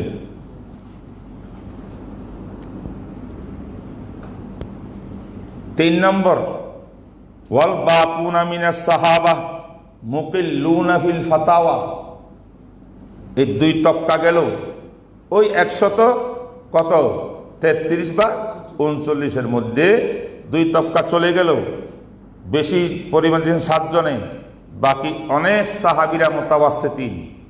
এরা ছাড়া কিছু কিছু ছিল বাকি সাহাবাদের মুকিল্লুনা ফিল ফাতোয়া, তারা কম ফতোয়া দিয়েছেন, মাঝে মধ্যে ফতোয়া দিয়েছেন জরুরতান, নাইলে দেন নেই। কথা বুঝছেন কি বুঝেননি? এরপরে এই যে সাহাবায়ে কেরামের ফতোয়া, আমি যেহেতু ফিকহর পরিচয় দিচ্ছি তোমাদেরকে, যেখানে ফতোয়া শব্দ আসবে এখানে ফিকহ নাই, ফিকহ ছাড়া ফতোয়া। আচ্ছা, আসরে হাজরের বর্তমান যুগের অনেক বাহেসিন্দা উলামারা সাহাবায়ে কেরামের সেই বিক্ষিপ্ত মাস্টার যে জবাব দিছেন, ইজতিহাদ করে করে ফতোয়া দিছেন, এইগুলাকে জমা করে কিতাবি আকারেও শায় করছেন। বিশ্বাস না হইলে কিতাব কিনি দেখো, সাহাবারা ইজতিহাদ করে ফতোয়া দিছেন, এদের ফতোয়ার একটা মজমুয়া কিতাব তৈরি হয়েছে। তার মধ্যে একটা ফতোয়ার কিতাব মওসুআতু ফিকহ আবি বকর সিদ্দিক, আবু বকর সিদ্দিকের ফিকহ মওসুআ বিশ্বকোষ, মওসুআতু ফিকহ ওমর ইবনুল খাত্তাব, ফিকহ ওমর ইবনুল খাত্তাব, মওসুআতু ফিকহ আবি ইবনে আবি তালিব, মওসুআতু ফিকহ আয়েশা উম্মুল মুমিনিন, মওসুআতু ফিকহ আব্দুল্লাহ ইবনে মাসউদ, মওসুআতু ফিকহ আনাস ইবনে মালিক, মওসুআতু ফিকহ আব্দুল্লাহ ইবনে ওমর। এইভাবে আমাদের বর্তমান যুগে কি পাওয়া যায় ভাই? এই কিতাবগুলো পাওয়া যায়। এতটুকু আপনারা জানছেন। এখন একটা প্রশ্ন স্বাভাবিকভাবে তৈয়ার করা আছে, মানুষে প্রশ্ন করে, হুজুর যে তারিখ ইতিহাস তুলে ধরলেন, সাহাবায়ে কেরামের মধ্যে যদি 135 জন 39 জন পর্যন্ত মুফতি ছিলেন, ফকিহ ছিলেন, ফিকহ দিছেন, ফতোয়া দিছেন, তো ফিকহ ফতোয়া দিলে তাদের তো মাযহাবও তৈরি হয়েছে। সাহাবীদের মাযহাব বাদ দিয়া, ফিকহ বাদ দিয়া আপনারা ফিকহে হানফি, মাযহাবে হানফি গ্রহণ করলেন কেন? আপনারা মাযহাবে মালিক গ্রহণ করলেন কেন? মালিকিরা হাম্বলি মাযহাব কেন? শাফি মাযহাব কেন? আমরা যে মাযহাব মানতে হয়, ফিকহ মানতে হয়, সাহাবায়ে কেরামেরটা মানব। আর কিতাব তো সাবসে একটু নামও বললাম। আল্লাহু আকবার।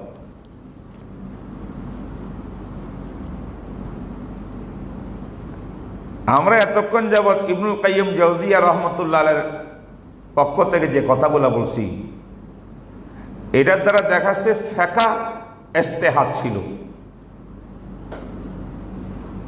যে 7 জনের নাম মুফসিরিন সবচেয়ে বেশি ফতোয়া দিতেন,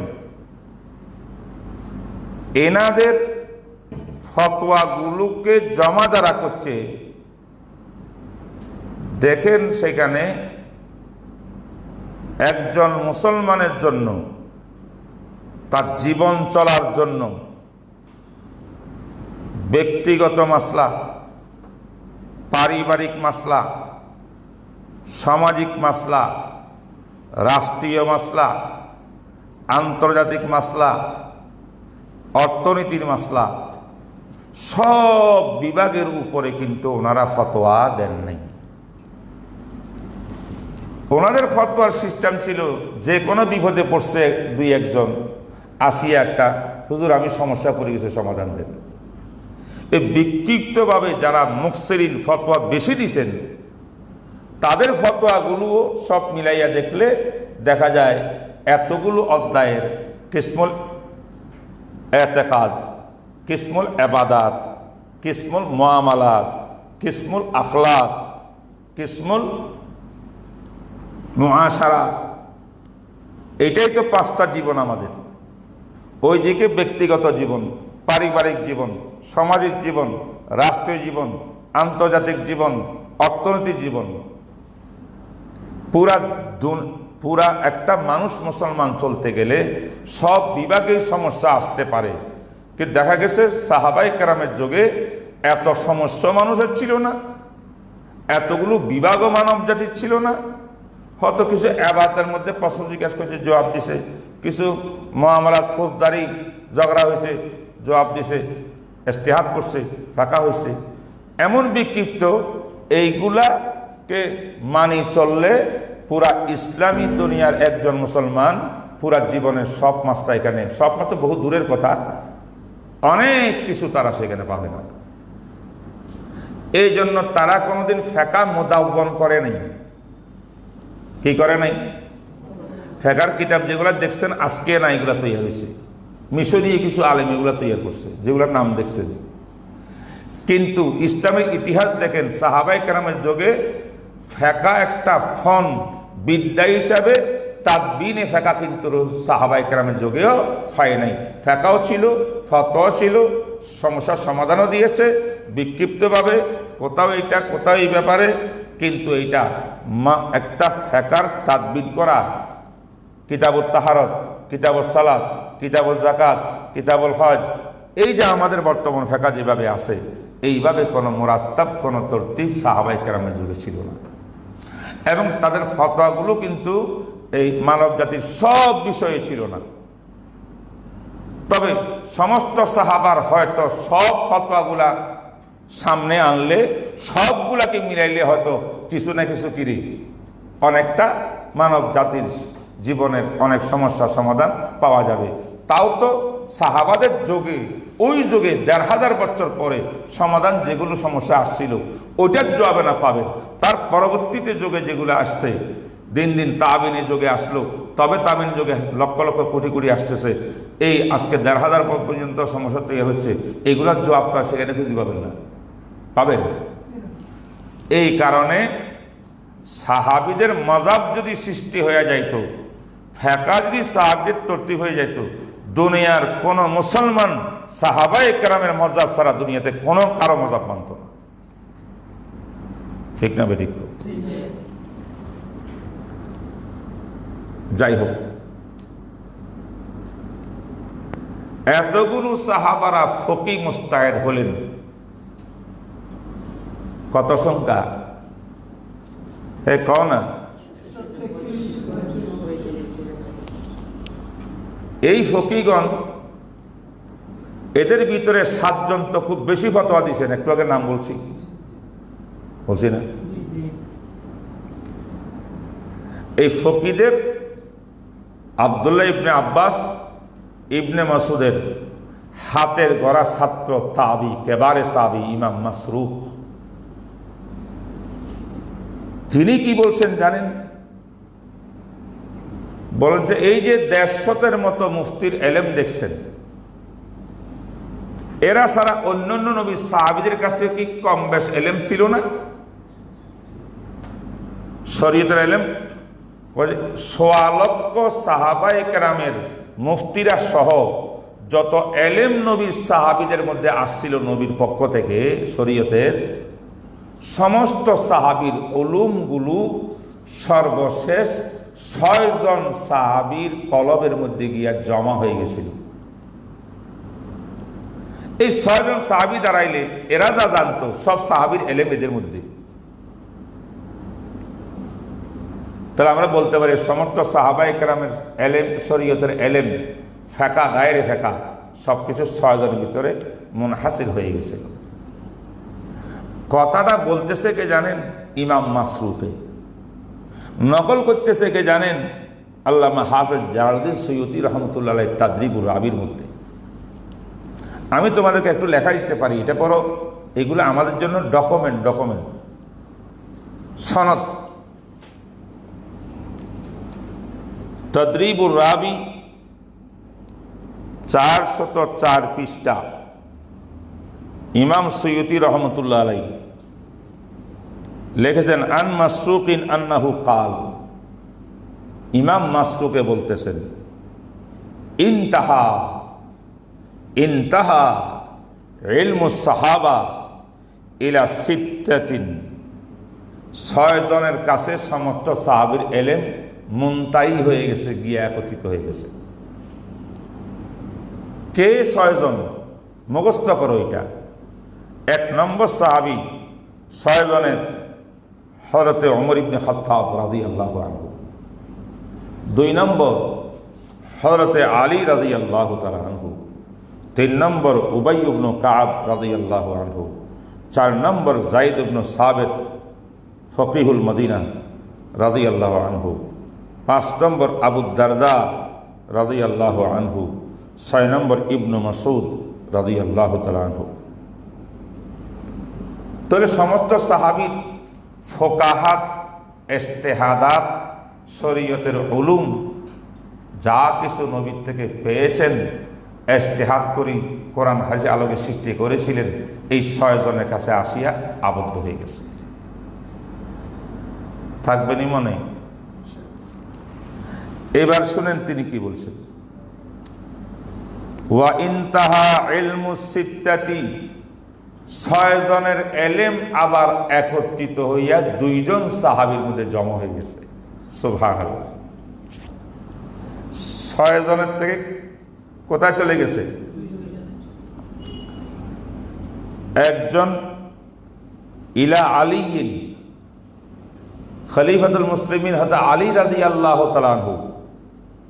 নম্বর 2 আব্দুল্লাহ ইবনে মাসউদ, আব্দুল্লাহ ইবনে মাসউদ রাদিয়াল্লাহু তাআলা আনহু।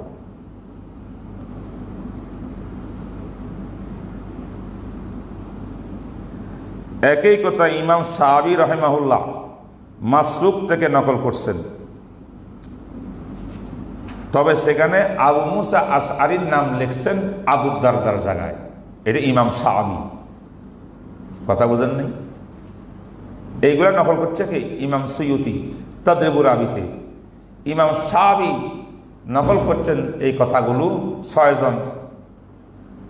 সেই 6 জনের ভিতরে এখানে আবু দারদা আছে না? আবু দারদার জায়গা থেকে আবু মুসা আশআরী। কিন্তু 6 জনের মধ্যে ব্যবধান থাকলেও 6 জনের এলেম যে 2 জনে গিয়ে পৌঁছছেন, এটার মধ্যে ইত্তেফাক, কোনো ইখতিলাফ নাই। একজন হযরত আলী, আরেকজন আব্দুল্লাহ ইবনে মাসউদ রাদিয়াল্লাহু তাআলা আনহু। এবার সামান্য কিছু কথা শোনো, বেশি লম্বা করব না। তোমরা জানো আব্দুল্লাহ ইবনে মাসউদ রাদিয়াল্লাহু তাআলা আনহু বস্তাতুন ফিল ইলমিন ছিলেন, এলেমের সাগর ছিলেন, কিন্তু জিসিম একদম ছোট ছিল। আবু মুসা আশআরী তো ইয়ামানের মানুষ। তিনি বলেন, আমি নবীজির দরবারে আসছি মুসলমান হইয়া, 6 মাস নবীজির দরবারে আমি কাটাইছি সোহবতে। 6 মাসের মধ্যেও আমি কোনোদিন টের পাই নাই যে আব্দুল্লাহ ইবনে মাসউদ রাসূলের কোনো আত্মীয় হয় না। আমি মনে করছি উনি ওনার পরিবারের একজন সদস্য। সুবহানাল্লাহ।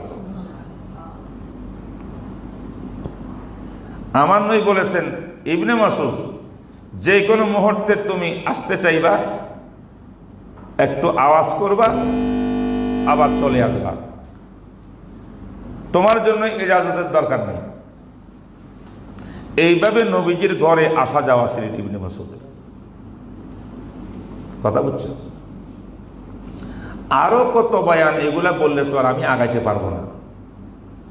রাসূলুল্লাহ সাল্লাল্লাহু আলাইহি ওয়াসাল্লাম ডাইরেক্ট বলছেন, হাদিস আছে, সনদ সহ হাদিস আছে, ইন্নী রাদিতু আলামা আলাল উম্মতি আলা উম্মতি মা রাদিয়া আলাইহিম ইবনু মাসউদ। ইবনে মাসউদ উম্মতের জন্য যেই কাজে সন্তুষ্ট, আমি রাসূলও সেই কাজে সন্তুষ্ট। ইনি ছিলেন বাহরুল উলুম। ওমর ইবনে খাত্তাব রাদিয়াল্লাহু তাআলা আনহু যখন খলিফাতুল মুসলিমিন হয়েছেন, বসরা, কুফা এগুলা কিছুই ছিল না, মরুভূমি ছিল। বসরা আর কুফা, ইরাকের দুইটা শহরকে আবাদ করছেন হযরত ওমর খলিফাতুল মুসলিমিনে।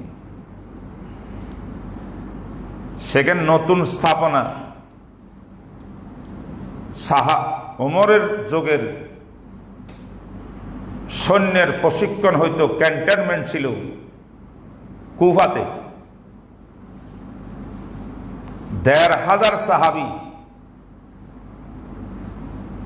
বেশ কিছু বদরি সাহাবী, তারা সব মুন্তাকিল হয়ে গেছে কুফা শহরে, নতুন শহরে,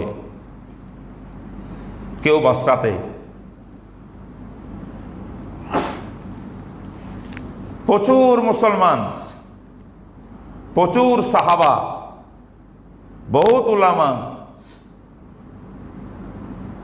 তারা একদিন দলবদ্ধভাবে আসিয়া করলেন, হযরত খলিফাতুল মুসলিমিন, আমাদেরকে ইবনে মাসউদকে দিয়ে দিতে হবে।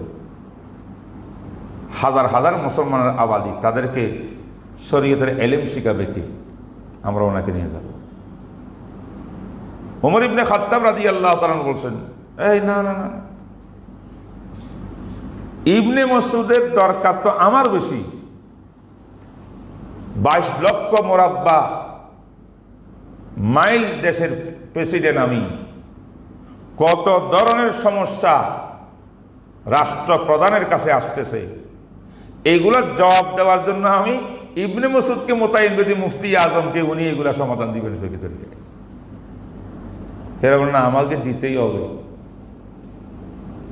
অনেক কিছুর পরে খলিফাতুল মুসলিমিন শেষ পর্যন্ত ওনাকে ছেড়ে দিলেন।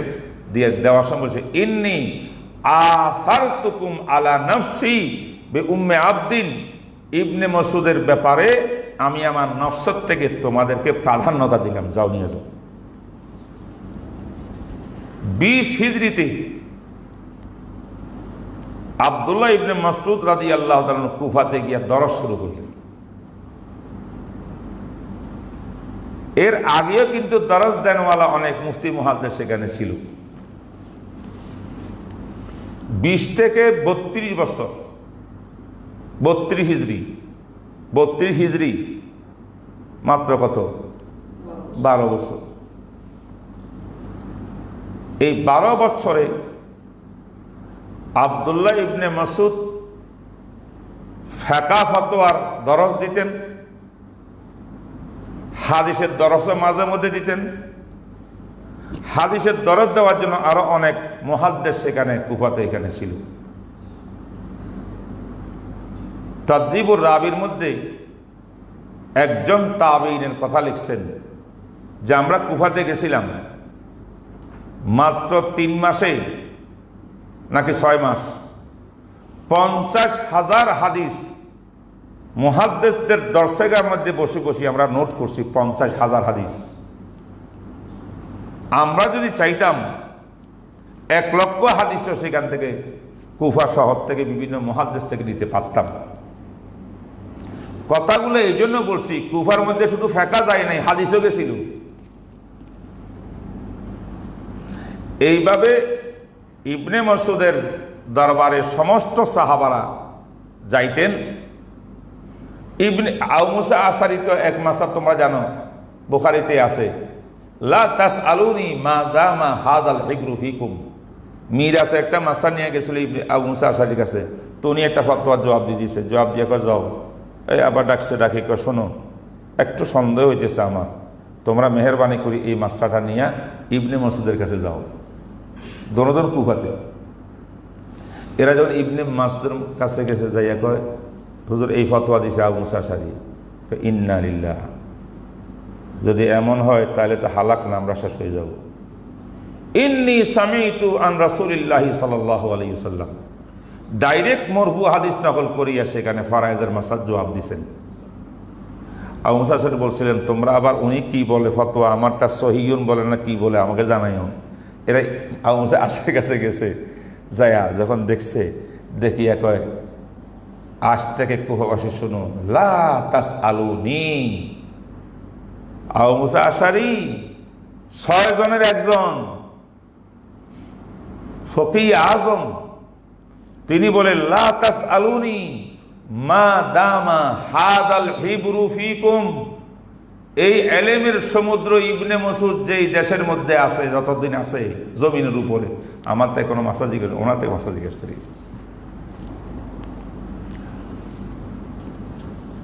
কিরে তোমরা বুঝো নাই? চমৎকার কথা শোনো, এটা না শুনলে কিন্তু আজকে কথাটা অসম্পূর্ণ থেকে যাবে। আব্দুল্লাহ ইবনে মাসউদ শিষ্য বানাইতে বানাইতে ফিকহ ফতোয়া বিভিন্ন শরীয়তের মাসলা মাসাইলের একজন শিষ্য বানাইছেন, যার নাম আলকামা। আলকামাকে এমন বানাইছেন যে তিনি বলছেন, আমার অবর্তমানে তোমরা আমাকে না পাইলে আফসোস করিও না, আলকামাকে যে পাবে আমাকে সে পাবে।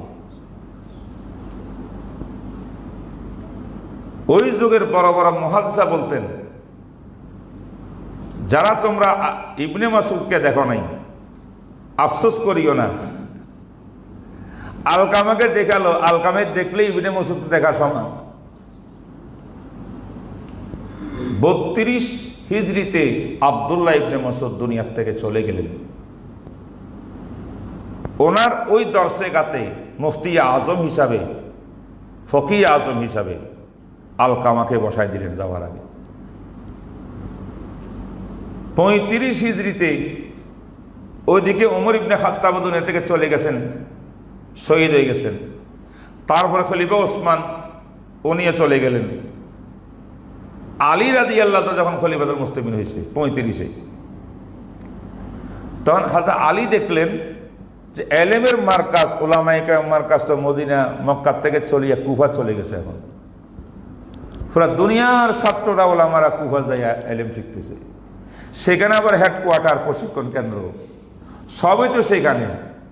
তখন আলী রাদিয়াল্লাহু তাআলা ওনার দারুল খেলাফা, রাজধানী মদিনার থেকে ট্রান্সফার করে ইরাকে নিয়ে গেলেন, কুফায় নিয়ে গেলেন। ইনি খলিফায়ে সালেস, আরাবে 4র্থ খলিফা। এখন খেলাফত যখন চলে গেছে তা আলী যাবেন না।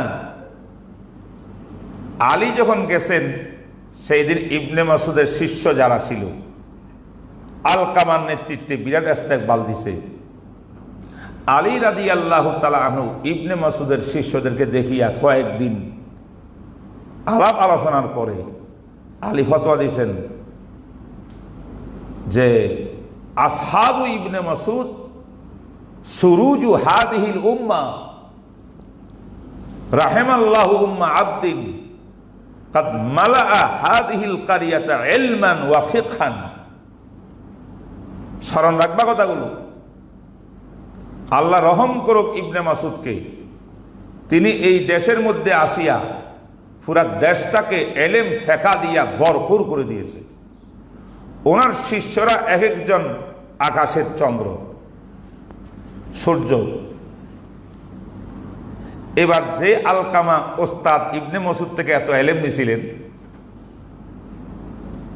এবার আলী রাদিয়াল্লাহু তাআলা আনহুকে পাইছেন। আলী তখন খেলাফতের কাজ করতেছে কোথায়? কুফার মধ্যে। এবার আলী রাদিয়াল্লাহু তাআলা থেকে বাকি ইলম নিলেন কে?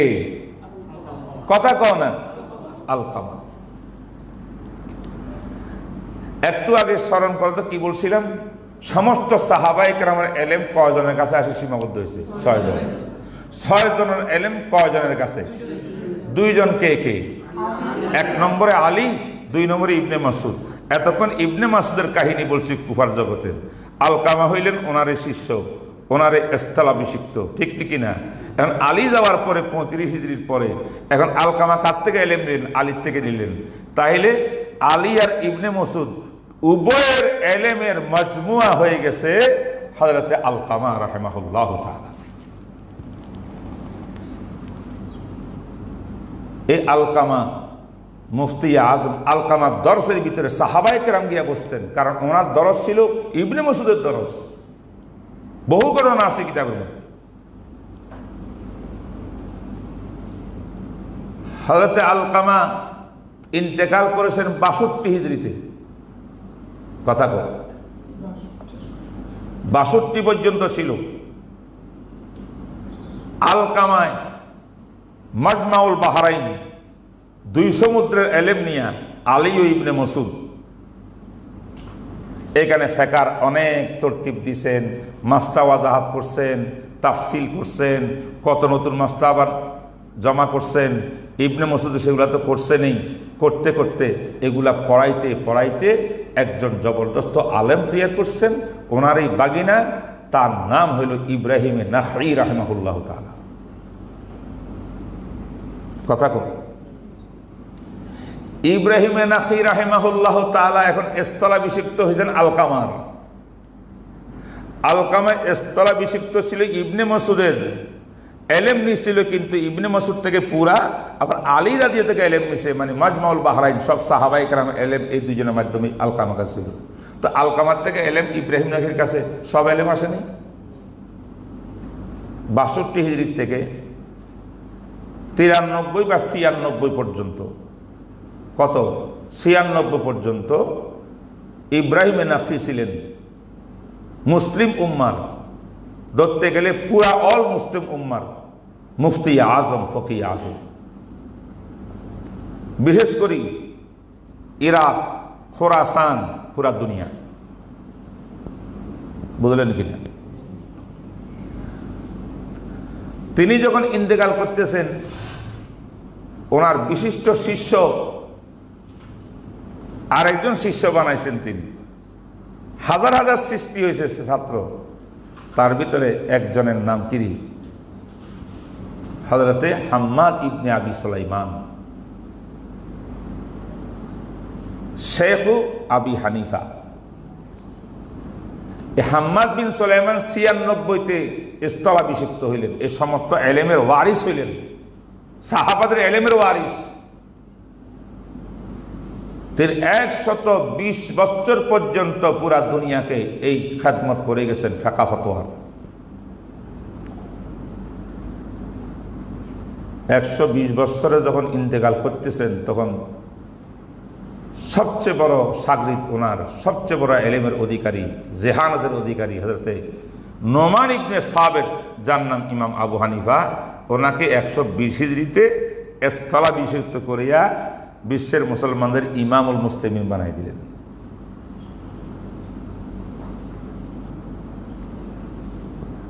আবু হানিফা রহমতুল্লাহর ইন্তেকাল 150-এ, 20 থেকে 50 মানে 30 বছর তিনি এই কাজ করছেন। আবু হানিফা সাহেব কিন্তু ওনার ওস্তাদ হাম্মাদের মতো, ইব্রাহিম নাখঈর মতো ওইরকম কাজ করেন নাই, তিনি বিশাল কাজ করছেন। কারণ কি? হাম্মাদ ইবনে আবি সুলাইমান ইমাম আবু হানিফার ওস্তাদ পর্যন্ত এতদিন যত ফিকহ শরীয়তে ফতোয়া মাসলা বলছি সাহাবীর যুগ থেকে, এইগুলা ছিল কতগুলা জুজইয়াতের সমষ্টি, বিক্ষিপ্ত মাসলার সমষ্টি। কিন্তু এটা যে একটা ফর্ম বিদ্যা, এটার একটা তরতিব আছে, এটার কতগুলা নীতিমালা লাগবে, উসুল লাগবে, কোরআন হাদিসের আলোকে এগুলা সব ঠিক করতে হবে।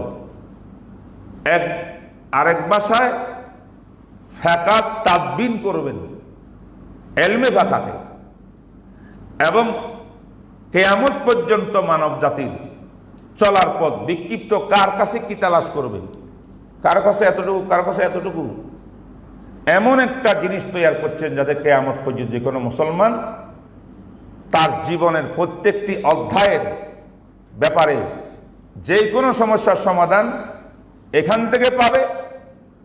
সব না থাকলে এখানের আলোকে সে সমাধান বের করতে পারবে ওনার সাগরিদরা, যুগের আলেমরা।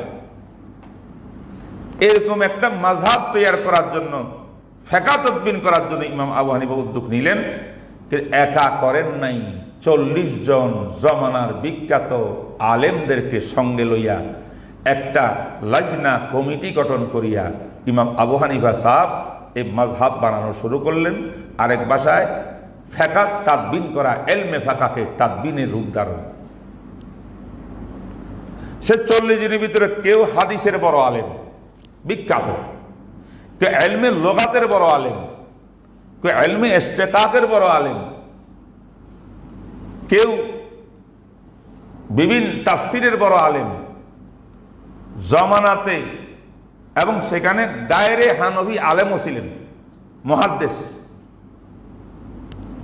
সবগুলাকে মিলাইয়া 30 বছর তিনি কমিটি গঠন করিয়া এক একটা মাসলা সামনে পেশ হইত, সবাই দলিল দিয়া মাসলাইটা নিয়ে জবাব দিতেন, দলিল পেশ করতেন, যুক্তি পেশ করতেন, চুপচাপ আবু হানিফা সাহেব শুনতেন। সকলের কথা শুনিয়া ইমাম আবু হানিফা নিজের খোদাদাত যোগ্যতা দিয়ে যখন কথা বলতেন, সবাই একমত হয়ে যেতেন। কেউ যদি একমত না হইয়া থাকে, সে লেখা হইতো যে আমি একমত হইতে পারিনি। এইভাবে একটা সেমিনার, ফিকহি সেমিনারের মাধ্যমে, একটা কমিটির মাধ্যমে, 40 জনের কমিটি, 30 বছরে আমাদের নির্ভরযোগ্য আলেমদের কথা অনুযায়ী 83,000 উসুলি মাসলা ইস্তেমবাদ করছেন। মানে পৃথিবীর মুসলমানের জীবন চলার পথ কোরআন সুন্নাহর আলোকে এটার নীতিমালা, উসুল, কানুন, আইন, আইনের মাসলা ছিল 83,000। আনুষঙ্গিক বিভিন্ন শাখাগত মাসলার কোনো অভাব ছিল না। কেউ বলছেন 6 লক্ষ, কেউ বলছেন 12,90,000। সঠিক কোনটা জানি না, অর্থ হলো অসংখ্য জুজি মাসলা ছিল, কুল্লি ছিল 83,000। সেইখানে ইমাম আবু ইউসুফ, ইমাম মুহাম্মদ সবই ছিলেন। তাইলে বুঝালে ইমাম আবু হানিফা সাহেব ফিকহর মুদাব্বিন আউয়াল। ওমর ইবনে আব্দুল আজিজ যের যুগে ইবনে শিহাব জুহরি, আবু বকর ইবনে হাজম, তারা যেমন ইলমে হাদিসের মুদাব্বিন আউয়াল, ফিকহুল ইসলামের মুদাব্বিন আউয়াল হতে ইমাম আবু হানিফা রাহমাতুল্লাহ আলাইহি। আবু হানিফা রাহমাতুল্লাহ কিন্তু সিগারে তাবেঈন, উনি সাহাবীকে দেখেছেন। 9 জন সাহাবীকে দেখার প্রমাণ আছে। আনাস রাদিয়াল্লাহু তাআলা আনহুকে দেখছেন যে এটা একবারে তাত্তি মুতাওয়াতির হাদিসের দ্বারা সাবিত। বাকি সাহাবীর থেকে রিওয়ায়াত নিছেন কিনা, হাদিস পড়ছেন কিনা, এই নিয়ে ইখতিলাফ আছে, লম্বা চূড়া বহস। কেউ বলছেন রুইয়ত সাবিত, রিওয়ায়াত সাবিত নাই। অনেকে বলছেন রুইয়তও সাবিত, রিওয়ায়াতও সাবিত।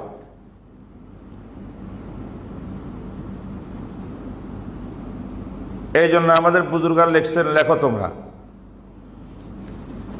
আল ফিকহু জারাহু ইবনু মাসউদ, ফিকহুল ইসলামীর বাগান লাগাইছে কে রে? ইবনে মাসউদ রাদিয়াল্লাহু তাআলা। জারাহুর অর্থ হইল আউয়ালু মান তাকাল্লামা বে ইসতিমবাতিল ফুরু'। ইবনে মাসউদ প্রথম ব্যক্তি যিনি উসুল থেকে, আইন থেকে ফুরুয়াতের ইস্তেমবাতের তরিকা শিখাইছেন। এই জন্য ওনাকে বলা হয় ফিকহের জগতের বাগানের গাছ লাগাইছেন, চাষ করছেন তিনি ইবনে মাসউদে।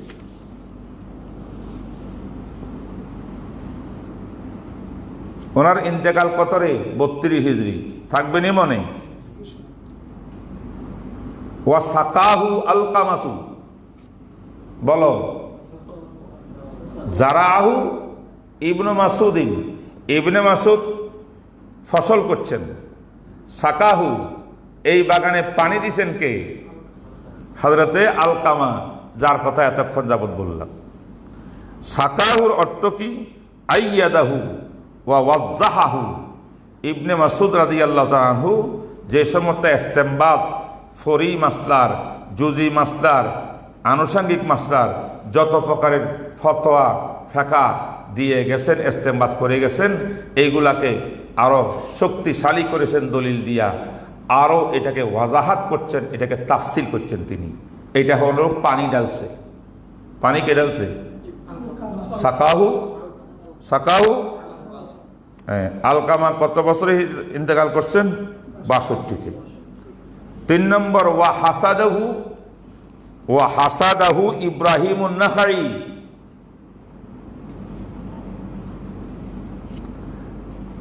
ফিকহের বাগানের ফসল কাটছেন কে রে? হ্যাঁ, ইব্রাহিম নাখাই রাহিমাহুল্লাহ। বাগান করছিলেন ইবনে মাসউদে, পানি সেচের কাজ করছেন আলকামায়, আর গাছ কাটছেন ফলের জন্য, ফসল কাটছেন কে? ইব্রাহিম। হাসাদাহু ইব্রাহিমুন নাখাই। মা মানা হাসাদা? হাসাদা হলো জামা মা তাফাররাকা মিন ফাওয়াইদিহি ওয়া নাওয়াদিরিহি, মিন ফাওয়াইদিহি ওয়া নাওয়াদিরিহি, অর্থাৎ আনুষঙ্গিক আরও যত বিক্ষিপ্ত মাসলা মাসাইল আছে, অনেক ফায়দা, জরুরি কথা আছে, নাদের কথা আছে, বিক্ষিপ্ত, এইগুলো তিনি সংকলন করছেন, জমা করেছেন তিনি। এই জন্য এটা অর্থ হলো তিনি বাগানের ফসল কাটছেন। ওনার ইন্তেকাল কবে? 96-তে। এবার আসেন, ওয়া দাসাহু হাম্মাদ।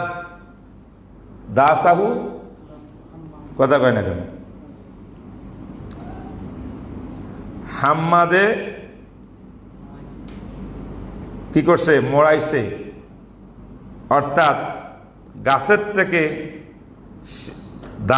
দান যদি বের করতে হয়, গম বের করতে হয়, তো গমগুলো, দানগুলো গাছের থেকে কি কয়, এটাকে আলাদা করছেন কে? হযরতে হাম্মাদ। তো দাসাহু মানে এটাকে ধান নিছেন, বুনছেন না, বোনা না, এটা কি বলে বলো না তোমরা? হ্যাঁ, মারা দেওয়া, আলাদা করছেন, এটার নাম দাসাহু হাম্মাদ। এটা অর্থ কি দাসাহু? এটা বুঝিল, আই ইস্তাহাদাহু ফি তানকিহিহি ওয়া তাওযীহিহি। ওনাদের পূর্বের মুরব্বীরা যে ফিকহ ফতোয়া দিয়া গেছেন, এইগুলাকে আরো ইস্তেহাদ করিয়া প্রত্যেকটাকে তানকি করছেন, বিশ্লেষণ করছেন, তাওযী করছেন, এগুলাকে আলোকিত করছেন। ওনার মৃত্যু হলো 120-এ। ইনি ইমাম আবু হানিফার ওস্তাদ, দাসাহু হাম্মাদ। তারপরে ওয়া তাহানাহু নু'মান ইবনে সাবিত। এখন দান তো আসলো, গমও আসলো, পৃথক হয়ে গেছে গাছের থেকে। এখন দান আর গমকে কি গোটা গোটা খাইতে পারবেন নাকি এটাকে ফিসতে হবে? এগুলো ফিসছে কে রে? তাহানাহু নু'মান। ইমাম আবু হানিফা রাহমাতুল্লাহ আলাইহি এই ফসলগুলো, ফিকহের ফসলগুলোকে কি বাড়ছে, বুঝেন নাই? তাহানাহুর মানে কি? আয় আকসারা উসুলাহু ওয়া ফারআ ফুরুআহু ওয়া আওদাহা সুবুলাহু। এই প্রথম ফিকহের উসুল, নীতিমালা, আইন তৈরি করছেন। আকসারা উসুলাহু, উসুল থেকে ফুরু, জুজি মাসলা কেমনে বের হয়, ফারআ ফুরুআহু ও আউজাহা সাবিলাহু, এবং ইজতিহাদ করার, মাসলা ইস্তেমবাদ করার রাস্তা, সুবুল, পদ্ধতি, পন্থা, এইগুলো সব ক্লিয়ার করছেন। ফাইন্নাহু আউয়ালু মান দাওয়ানাল ফিকহা, এই কারণে ইমাম আবু হানিফা সাহেব হয়ে গেলেন প্রথম মুদাওয়িন, ফিকহার মুদাওয়িন আউয়াল। ওয়ারাত্তাবাহু আবওয়াবান ওয়া কুতুবা, আবু হানিফা কি করছেন? আউয়ালু মান দাওয়ানাল ফিকহা ওয়ারাত্তাবাহু আবওয়াবান ওয়া কুতুবান, বাব বাব করে এইগুলা ঠিক করছেন। কিতাবুল সালাত, কিতাবুল তাহারাত, এটা, তারপরে এই বাব ঠিক করছেন, কুতুব ঠিক করছেন। তো আমরা আবু হানিফা সাহেব পর্যন্ত আসলাম। তো আবু হানিফা সাহেব কি করছেন? তাহানাহু, তাদিয়া তাহানাহু, হ্যাঁ, পিসছেন নাকি? আবু হানিফা সাহেবের শাগরিদদের মধ্যে এরও বড় বড় মুজতাহিদ ইমাম আবু ইউসুফ, ইমাম মোহাম্মদ, তারা কি করছেন? ইমাম আবু ইউসুফ আজ্জানাহু ইয়াকুবু, আজ্জানাহু ইয়াকুব হচ্ছেন নি? হ্যাঁ, পানি দিয়ে ভিজায় কি করে, হ্যাঁ, খামির বানাইছেন। সুবহানাল্লাহ, খামির বানাইছেন কে? ইমামে আবু ইউসুফ। খামির বানাবার অর্থ কি? ওয়াজতাহাদা ফি জিয়াদাতি ইস্তিমবাতিল ফুরুই মিনহা, ইজতিহাদ করে করে আরো প্রচুর জুজই আনুষঙ্গিক মাসলা, আইন থেকে, উসুল থেকে ইস্তেমবাত করেছেন তিনি। এই হলো আজ্জানাহু। আজ্জানাহুর কি মানি? ওয়াজতাহাদা ফি জিয়াদাতি ইস্তিমবাতিল ফুরুই মিনহা। আরেকজন ইমাম রয়ে গেছেন, ইমাম মুহাম্মদ রাহিমাহুল্লাহ। তিনি কি করছেন? ওয়া খাব্বাজাহু মুহাম্মাদুন, ইমাম মুহাম্মদ রহমতুল্লাহ রুটি বানাইছে। সুবহানাল্লাহ, ফিকহ রুটি বানাইছে কে? ইমাম মুহাম্মদ সাহেব। কি অর্থ রুটি বানাইছে? খাব্বাজাহু আই জাদা ফি ইস্তিমবাতি ফুরুই ওয়া তানকিহিহা ওয়া তাহযিবিহা বিতাহরিরিহা হাইসু লাম ইহতাজ ইলা শাইইন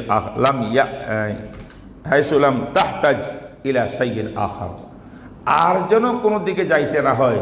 রুটি রেডি হয়ে গেছে, এখন শুধু জল দেয়া রুটি খাইবা। রুটি তো রেডি হয়ে গেছে, এই রুটি রেডির জন্য, ফেকার রুটি রেডির জন্য আর কোনো দিকে মোহতাজ যেন হইতে না হয় মুকাফিকি, এতটুকু পর্যন্ত 6টা কিতাব লিখছেন, যাকে জাহেরুর রেওয়ায়াত বলে, আবার গায়রে জাহের রেওয়ায়াত বহু লিখছেন। এই পর্যন্ত ইমাম মুহাম্মদ পর্যন্ত এইভাবে ফেকার সিরিয়াল তরতিব আসলো। কথা বলছেন কিনা? রাসূলুল্লাহ সাল্লাল্লাহু আলাইহি ওয়াসাল্লামের জামানার ফেকার থেকে নিয়া, সাহাবায়ে কেরামের ফেকা ফতোয়ার থেকে নিয়া, সাহাবীদের ফেকা ফতোয়ার 3 তবকা সাহাবীদের কথা বলছি, মুকসিরুন, মুতাওয়াসসিতুন, মুকিল্লুন। আবার সেখান থেকে আস্তে আস্তে সব সাহাবীদের উলুম, ফেকা, এগুলো কোথায় আসলো? 6 জনের কাছে, 6 জন থেকে 2 জনের কাছে। আল্লাহ পাক রব্বুল আলামিন অবশেষে 2 জনকে নিয়ে ইরাকের মধ্যে, কুফার মধ্যে ফেললেন, যে কুফাতে ইমাম আবু হানিফা জন্ম লাভ করব। আর সেখানে ভিতরে আলকামা, তারপরে ইব্রাহিম নাখি, তারপরে হাম্মাদ, তারপরে ইমাম আবু হানিফা, ওনার শাগরিদ আবু ইউসুফ, ওনাদের শাগরিদ মোহাম্মদ। এই মোহাম্মদ পর্যন্ত রুটি পাক হয়ে গেছে। এখন কেমনে বলবেন সাহেব? বলেন। জারাহু ইবনু মাসউদ, সাকাহু আলকামাতু, হাসাদাহু ইব্রাহিম নাখি, দাসাহু হাম্মাদ, তাহানাহু পিসা। সবচেয়ে কঠিন বিষয় হইল ধান পিসা এক গুড়ি বানানো। এটা আবু হানিফা করছেন। আজ্জানাহু কি করছেন? ইয়াকুব মানে আবু ইউসুফ রাহমাহুল্লাহ। আর খাব্বাজাহু রুটি বানাইছেন কে? ইমাম মুহাম্মদ। এই হলো আজকে আমাদের সামনে ফেকার কিতাব, ফতোয়ার কিতাব, হেদায়া, এইটা ওইটা, যা কিছু ফেকা ফতোয়ার কিতাব আছে, এগুলা সব ওই রুটি। আমাদের কাজ হলো শুধু খাওয়া খাওয়া খাওয়া, সব করে গেছেন আমাদের বুজুর্গরা। এই পর্যন্ত আজকে আলোচনা থাকুক। আনুষঙ্গিক আগামীকালের আলোচনা হবে। মাযহাব 4টা করতে গিয়ে আসলো, একতলাফ কখন থেকে সৃষ্টি হইল, ফোকাহাদের মধ্যে এই একতলাফের পিছনে কারণ কি, এই বিষয়ের উপরে ইনশাআল্লাহ গুরুত্বপূর্ণ আলোচনা আগামী সবকের মধ্যে ইনশাআল্লাহ হবে। আল্লাহ পাক যদি আমাকে তৌফিক দান করেন। ওয়া আলাইনা ইল্লাল বালাগ ওয়া আখিরু দাওয়ানা আলহামদুলিল্লাহি রাব্বিল আলামিন। আগামীকালও ইনশাআল্লাহ চেষ্টা করব 7:15 বসতে, একটু 10 মিনিট 5 মিনিট এদিক সেদিক হবে, যাতে নাকি আমরা তাড়াতাড়ি আলোচনা শেষ করতে পারি। আর সবাই দোয়া করবেন এবং যা কিছু বলেছেন আল্লাহ পাক ভুল ভ্রান্তি আমাদের মাফ করুক। সহি বুঝ পুরা উম্মতের সামনে যেন আসে, উম্মত যেন সঠিক পথ শিখে আর জানে। এই ফেকার ইতিহাসটা কিছুটা আজকে বললাম। ওয়া আখিরু দাওয়ানা আলহামদুলিল্লাহি রাব্বিল আলামিন ওয়া সাল্লাল্লাহু তাআলা আলা খাইরি খালকি মুহাম্মদ ওয়া আলা আলিহি ওয়া আসহাবিহি ওয়া বারিক ওয়া সাল্লিম। আসসালামু আলাইকুম ওয়া রাহমাতুল্লাহ।